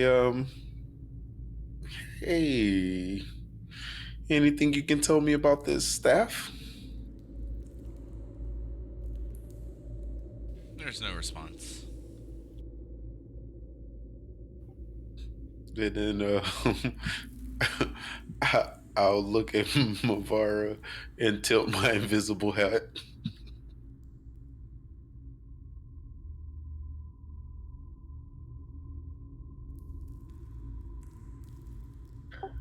Well, And then, I'm sure we'll learn more about it eventually.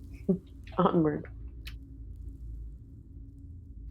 I'm gonna make my way down to this southern portcullis with these 3 balls.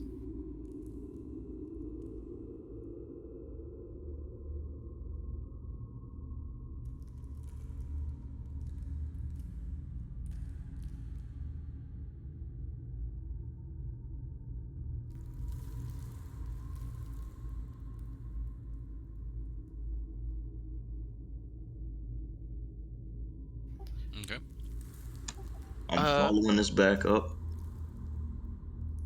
As you And- take a look at the portcullis, Crix, you'll notice that there's 4 spherical shapes that can be placed upon the portcullis, along with 2 keyholes.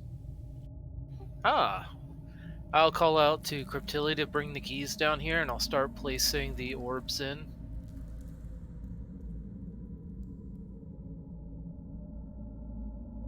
Remember, don't step in the middle of the room. as I'm walking through, I was literally just about to say, as soon as I get close to this thing, I'm just gonna sprint towards it out of fear. I'm just gonna walk to where Crix is and hand him the keys back. Alright, so after the spheres are in their spot, I'll insert both of the keys. With the spheres in their spots and then inserting the keys, as you turn each of the key, you'll notice that the spheres completely melt away, but as they do, bits of light begin to appear beyond the portcullis. The portcullis sinks and falls into the ground quite rapidly, and as it does, each of you begin to hear a bit of an applause coming from within the room.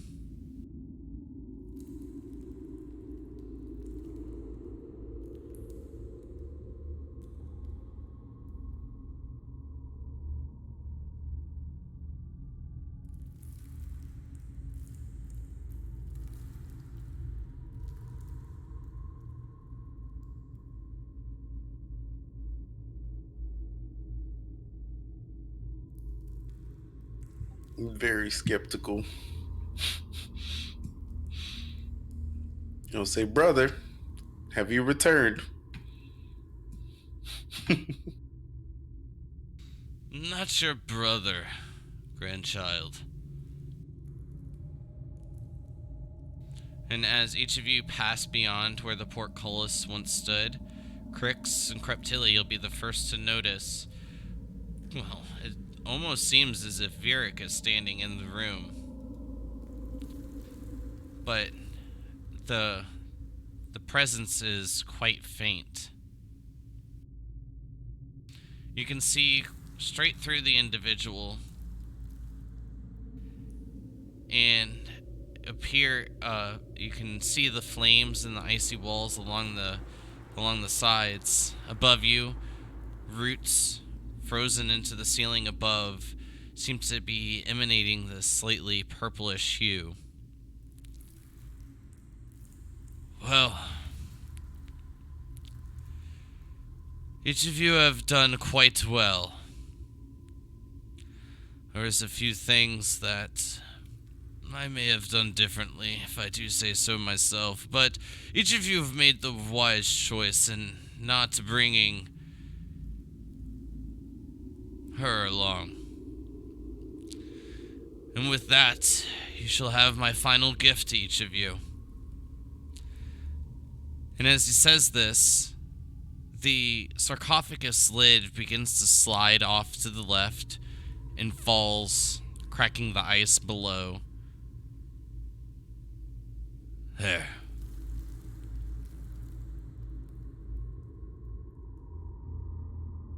I'll walk up and take a look inside the sarcophagus. Inside, you see a skeletal remain, as you safely assume to be your grandfather. But more importantly, what draws your attention is this pendant that is placed around the neck. And you hear him say, that there. That will serve one of you quite well. Along with my staff. Cryptilli. To be quite honest, I don't think that you should use such a thing. You will grow to be more powerful than anything that staff contains. As you say, leave it for the weaker. Those who will need it. And that succumb to pain and death quite easily, while you are able to prevent their time.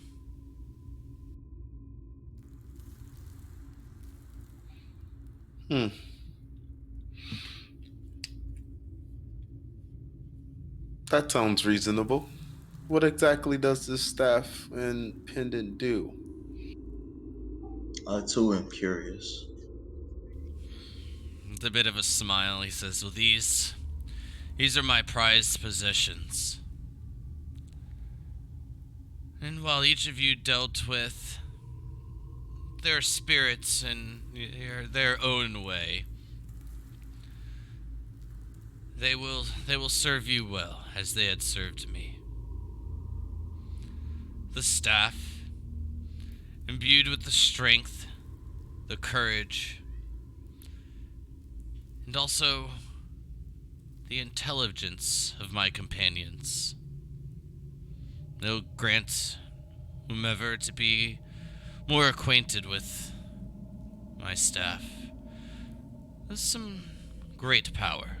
It'll be quite useful for when you travel to go finally end Cilium.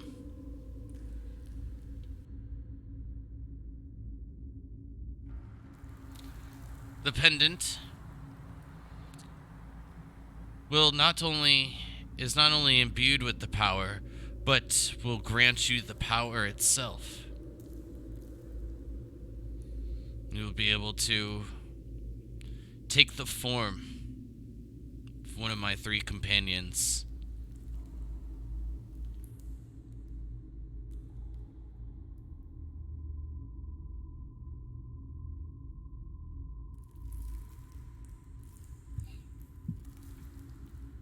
One of your companions, you say? Correct. Is one of your companions those things that tried to smash us out there? That's just the spirit of the bear. Quite strong. Formidable.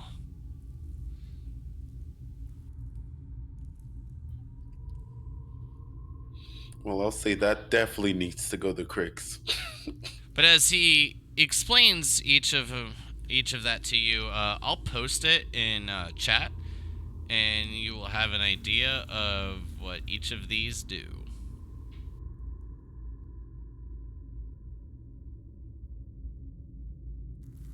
The pendant can make you strong as the bear, as swift as the owl, or as agile as the panther.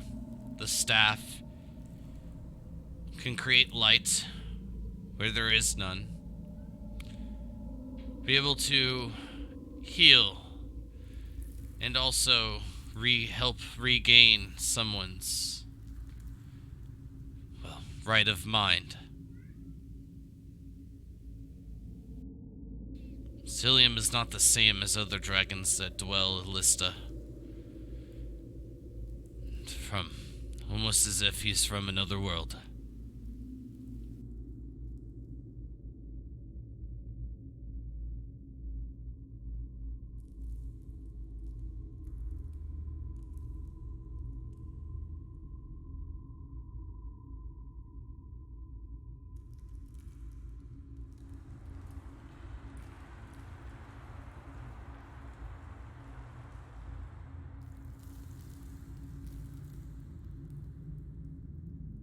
Thank you, grandfather, for your wisdom and for your gifts.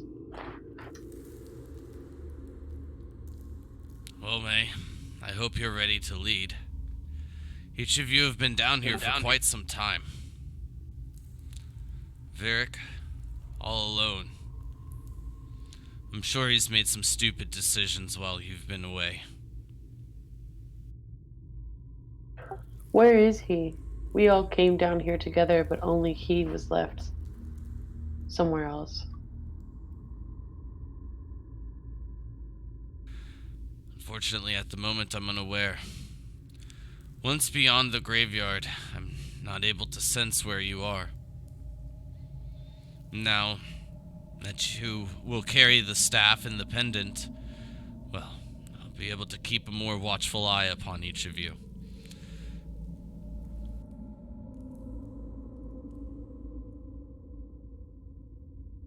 And then having the thought, I'm gonna yell out, Silverwood, are you still with us? There's no response.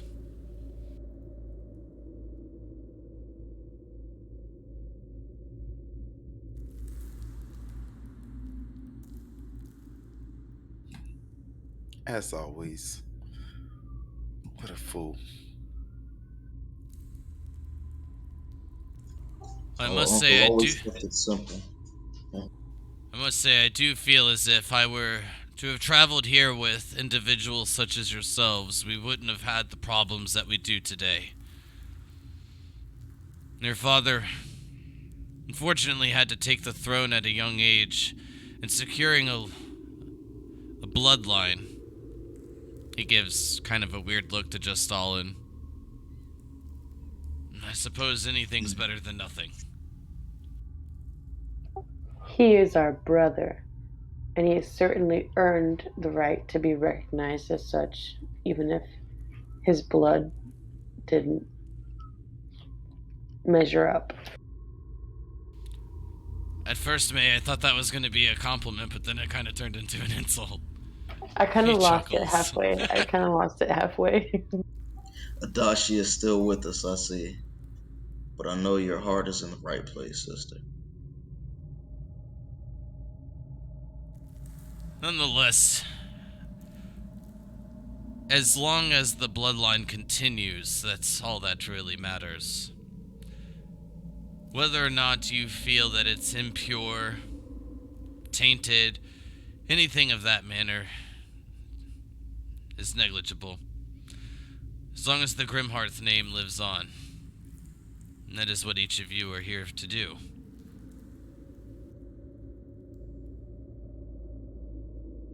And the name will not end with us.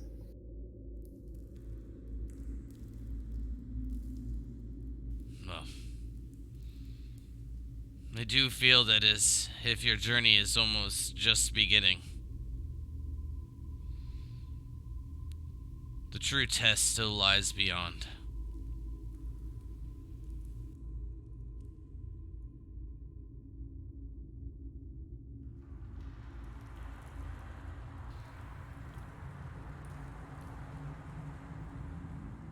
But when each of you are ready to go, the roots will take you home. You'll be moved, gives a little nod of the head, quite quickly, back to the cemetery.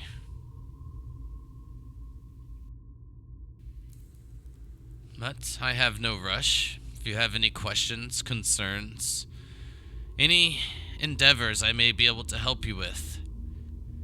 I haven't talked to anyone in hundreds of years. It's nice to just be able to hear voices.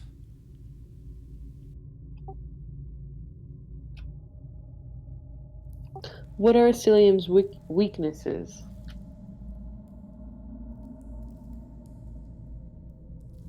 Oh, my dear child, if I knew that, then I wouldn't be here, now would I?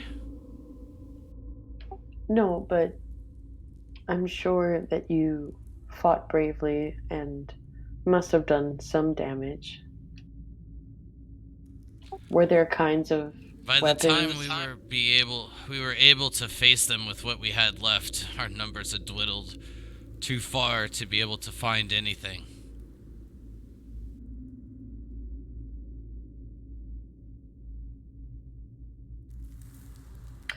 Well, what of a green fog that turns everyone it comes upon to mindless creatures? Did you ever hear of that? Ancient magic from the ice giants. But they are to be gone. Well, obviously they're not. We've encountered the fog. Cilium must have been hiding some. Well, what about the ice giants? Do you have any experience of encounters with them? Well, as a matter of fact, yes. And each of you do now as well. Those creatures you fought in there are quite similar to those. While they are a bit weaker in comparison, their flesh not protected by the weapons you carry as, well, the ice golem. But somewhat of the same capabilities. Large, create quite a bit of cold. Very, very powerful. Don't let them get their hands upon you. And he gestures towards like Crix, pinches like your arm. Yeah, you might be alright. But the rest of you, I'm not sure. I at least would like the thought that my blade could do a bit more.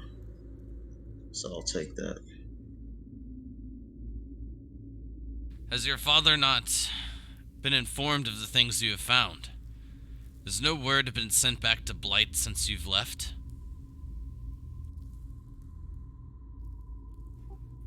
We've not had time nor means to do so. We're not even sure if Blight is still there at the moment. Blight might not be there, but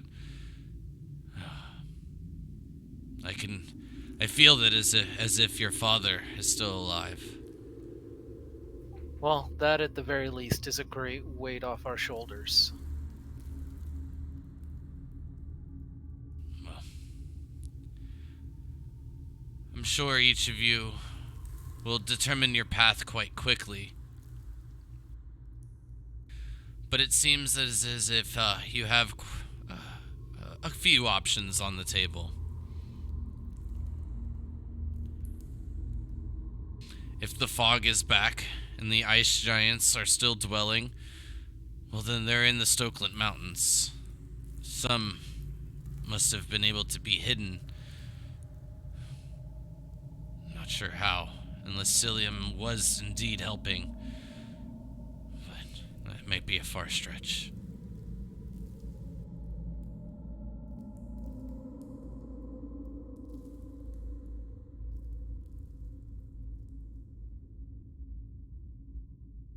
Oh, I'll tell him about the orb we saw on the island and ask if he knows anything similar to that.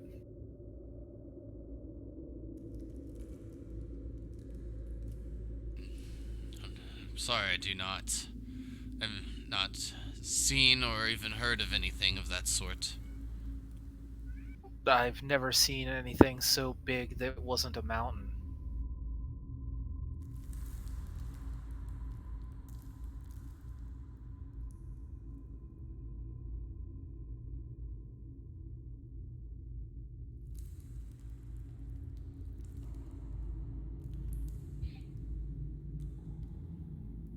Well, if there's no other questions, each of you have got to be.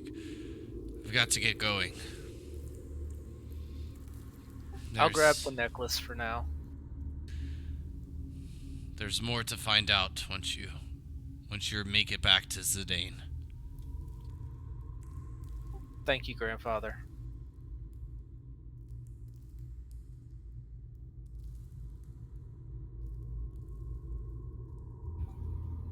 Yeah. And I'll say thank you, grandfather, for the knowledge and the assistance.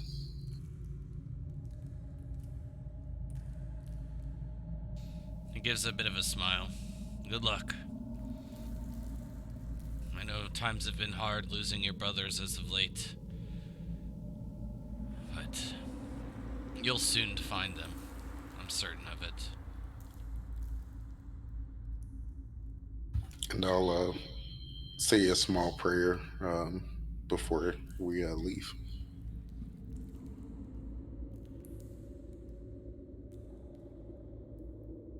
As he gives a final nod to each of you, feel this gentle grasp upon your waist. As you look down, you see these roots grabbing each of you as they begin to pull you up towards the icy wall ceiling above.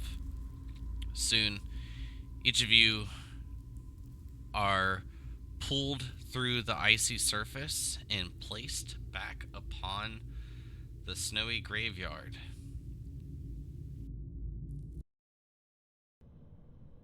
As you take a look around, the wind is whipping quite a bit as normal. However, a bit more of a disturbing fact as well.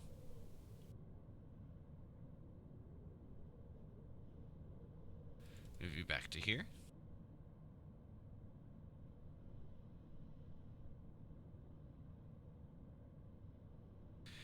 As each of you take a look around, you'll notice that the terrain is quite roughed up. Bits of ice have been piled upon gravestones, creating these icy walls. You see these holes dug into the ground. There's a bit of broken trees down to the south, and everything is covered deeply in snow.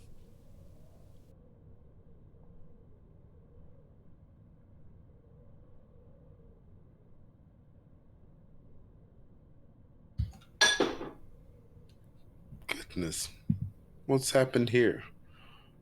Um, and I'll start making my way towards the what was that thing called? The stone building. Mausoleum. Yeah, mausoleum, and run to check on the dogs to see if they're still in there. Yeah, I'm gonna do a cursory search to see if I can find Vieric real quick. Yep. Unfortunately, you do not locate Vieric, but the doggos are safe inside the mausoleum. You can easily tell that each of them are quite shaken up. But at this point, can you give me a perception check?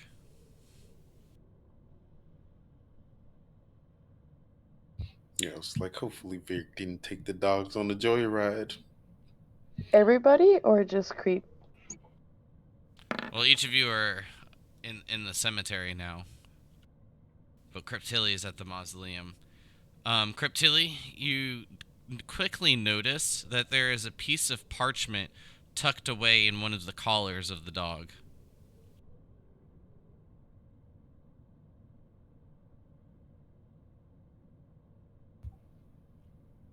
And not in a prayerful way, I'll start muttering obscenities. And I'll go towards the parchment to grab it.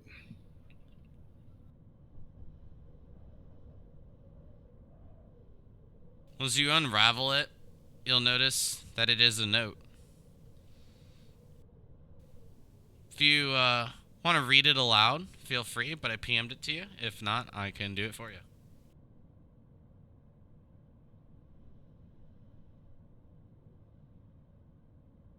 I guess that's if you wish to share. Let me read it real quick and I'll choose if I want to share. Smart move. Since they're not here.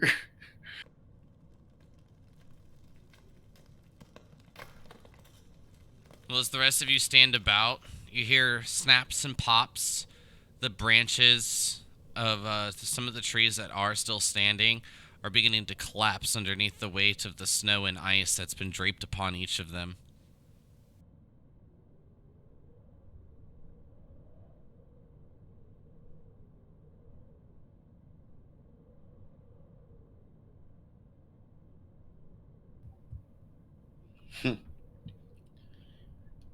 And I won't read it aloud, but I will give it to Mayvara. I'll just pass it to Crix. No, actually, I'll pass it to Crix and let him read it.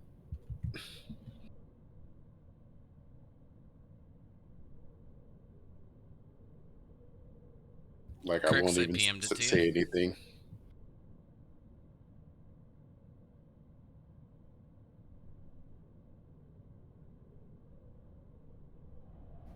I'll read through it real quick and then I'll relay the information to everybody else if you want to read it to them, Kyle.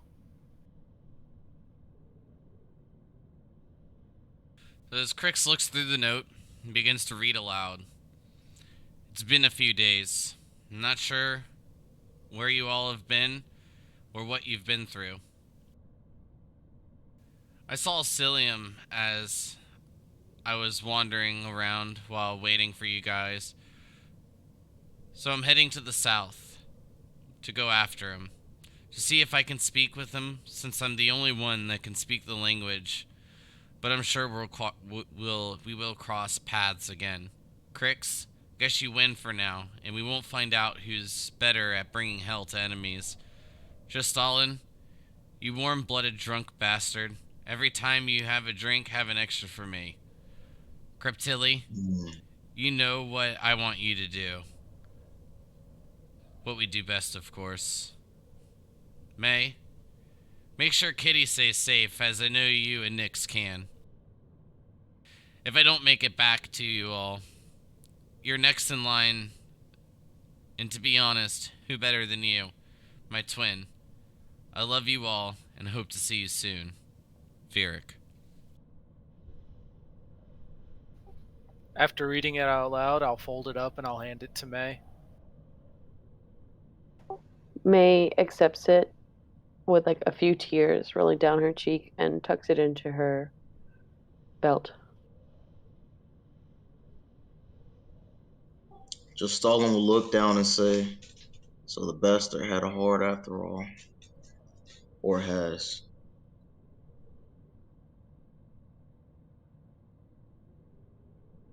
Don't worry, May. We will find him again. We better.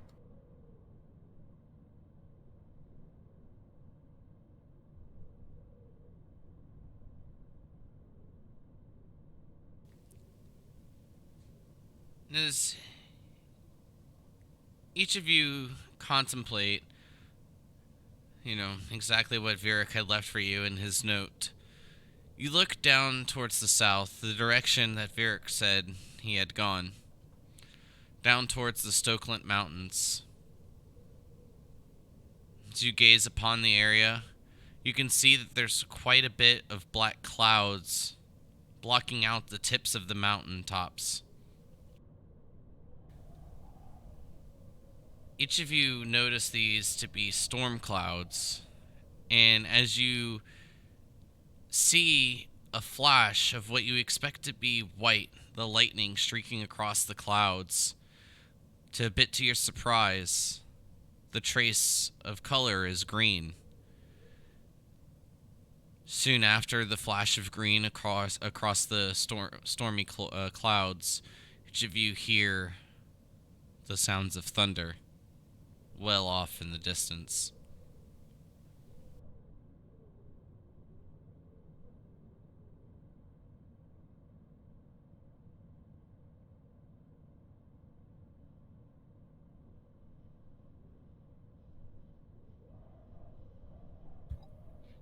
And I'll look at May and I'll say, well, what do we do next? We still have a tomb that we could not find. Or should we go back home? Or after Virik?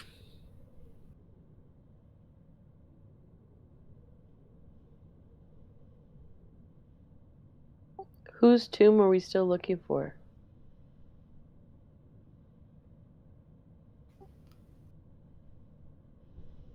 Yeah, we couldn't find the one over to the west. All we found was a statue. Which may be all there is, because our family never recovered their body.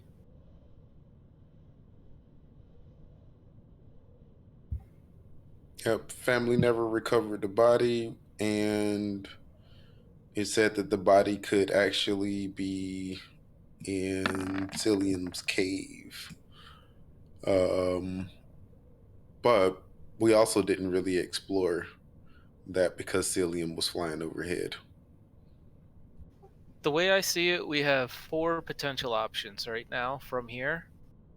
We can go straight for the Stokelet Mountains to try and go after Virik. We can go back home to the castle and see if everything's okay. We can go to the orb, or we can go to Cilium's lair and see if we can find the missing ancestor.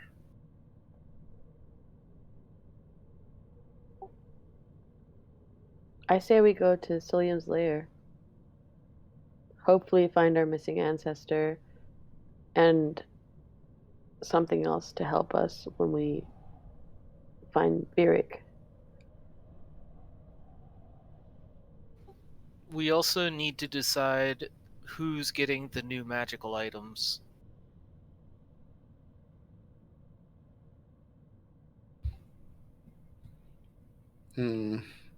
As much as I don't want to accept them, I do think I could use them. But also, making you a bit stronger could be nice too.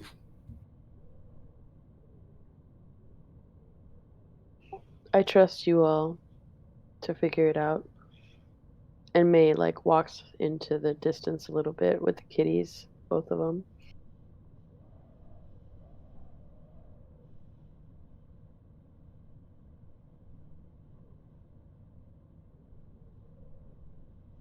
Just Alan, do you have any particular feelings about either the staff or the pendant? The staff seem to fit my needs a bit more. I'm not the most hardy of us all, nor can I see in the dark, so it seemed to fit me. Of course, I'm willing to hear you all, the input you guys have as well. And Creeptilia tossed the staff to just Stalin. I Of have no course, interest in such a light weapon. right. It's more of a tool, if you will. At least it seems so for me.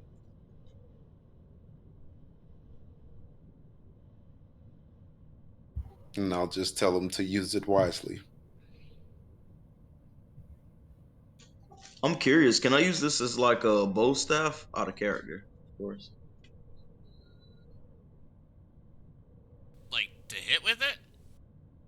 Yeah, or is it just more some type of tool like Yeah, a yeah. Quarterstaff's Gandalf a staff? weapon in the game. Right, right. Yeah, I was thinking quarter staff, bow staff, whatever you want to Yep. call it. I just wanted to make Okay. sure I understood exactly what you meant. Right, right. I might whack something with it too then.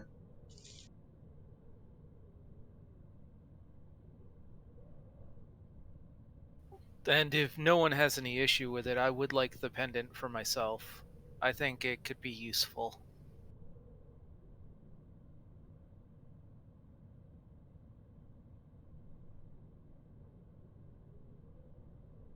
Then it is yours. So very kind of you, sister. It's a Power Ranger pendant. Form of. That's the inspiration from it. Oh, Old it's school. basically a second coming of Gavin for me.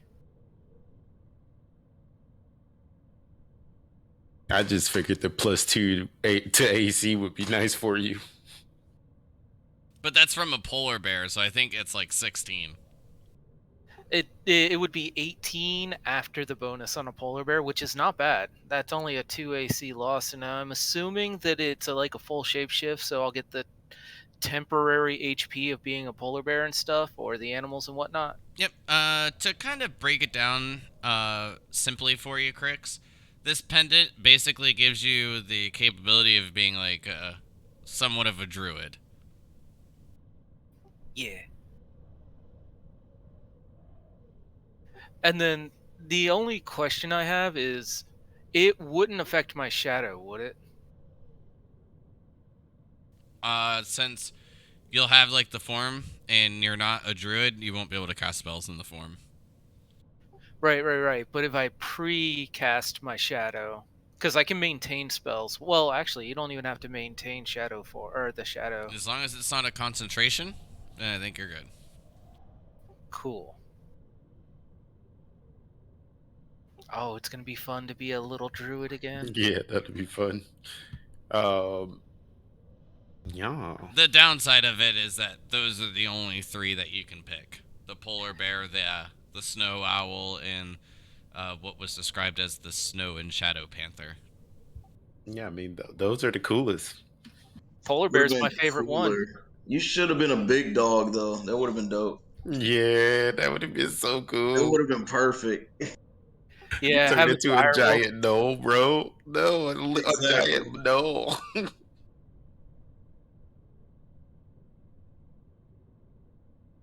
Oh man, that would have been fucking hilarious. I guess a bear is kind of big doggish. I don't know. We'll stretch it. Hey, if they dumb enough, they'll think he's a dog. It'll be fine. Right, you're good. Exactly. They're all mammals. Let me do this since there's a couple of things I'm not really sure that you've noticed as of yet. Um, Pretty key details in the note, and I'll let you guys ponder upon it. But the last update that I have for each of you is 17,073 experience.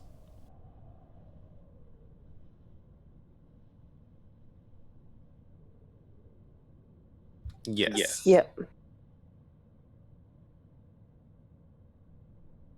Okay, so each of you will gain 4,660 experience, and with my calculator skills, that puts you each at 21,733. Say that amount again. 21,733.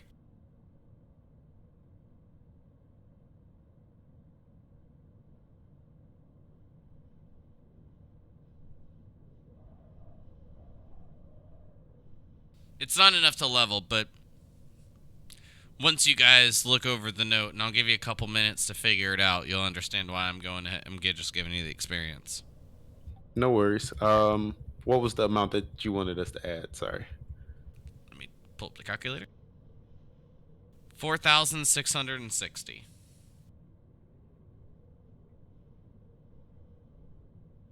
Perfect. I see that. Thanks.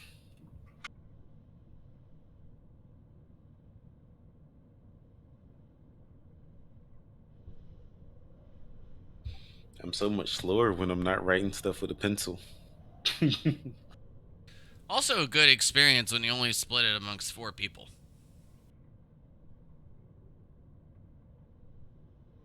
True.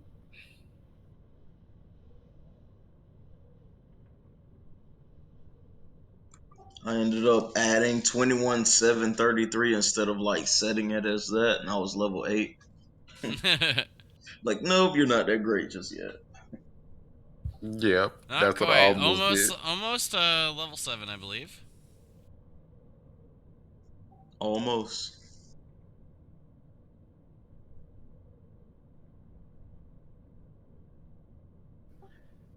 I didn't know that Vera could speak dragon. I did. Wait, I think I can too, though.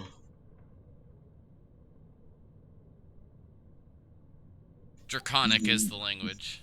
Yeah, Draconic. Yeah, I couldn't think of Draconic for a second. I have Common, Draconic, Elvish, and Undercommon.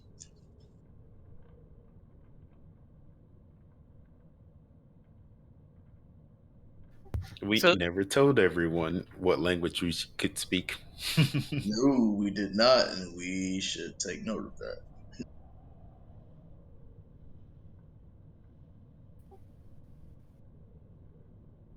Well, before we get out of here, did you guys figure out the detail? I want to say, and this might be grasping at straws, that Vieric thinks that Celium is not behind the ice giant situation because he wants to talk to Celium. Could be an enemy of our enemy situation, but I don't know if that's like the hint.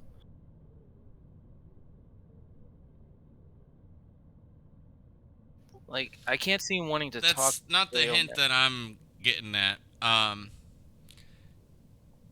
He said he saw. That's a good theory, though. But my point is that it's much more transparent than that.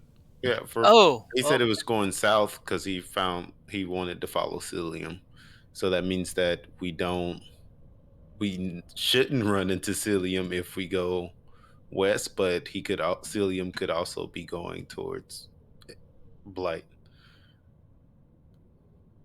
Or back to the Stokeland Mountains, dependingly. And sadly, from where we are, almost everywhere is south.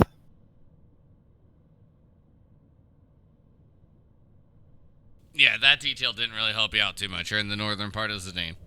So, but those all, again, are great things, but that's not the particular thing I'm pointing out.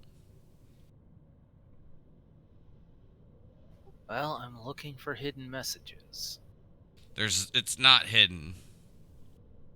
Oh, are you talking about the fact we lost a few days? Correct. Okay. Yeah, that was so obvious I didn't even register it as a thing.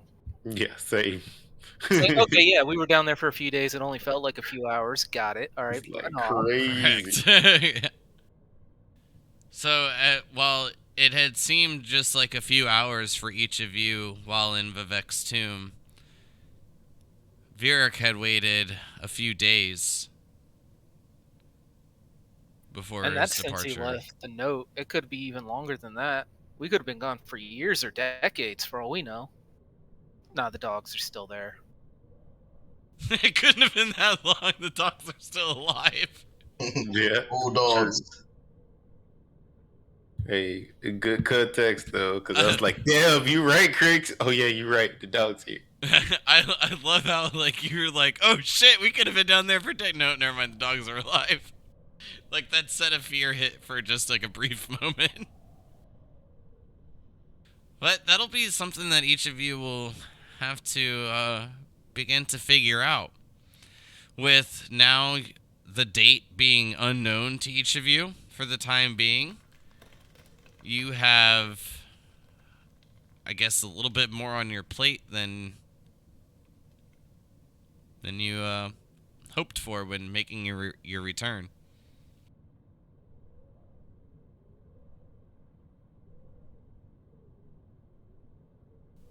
So with that, let's end tonight's session and hopefully be able to pick it up next week. Sweet. Heck yeah.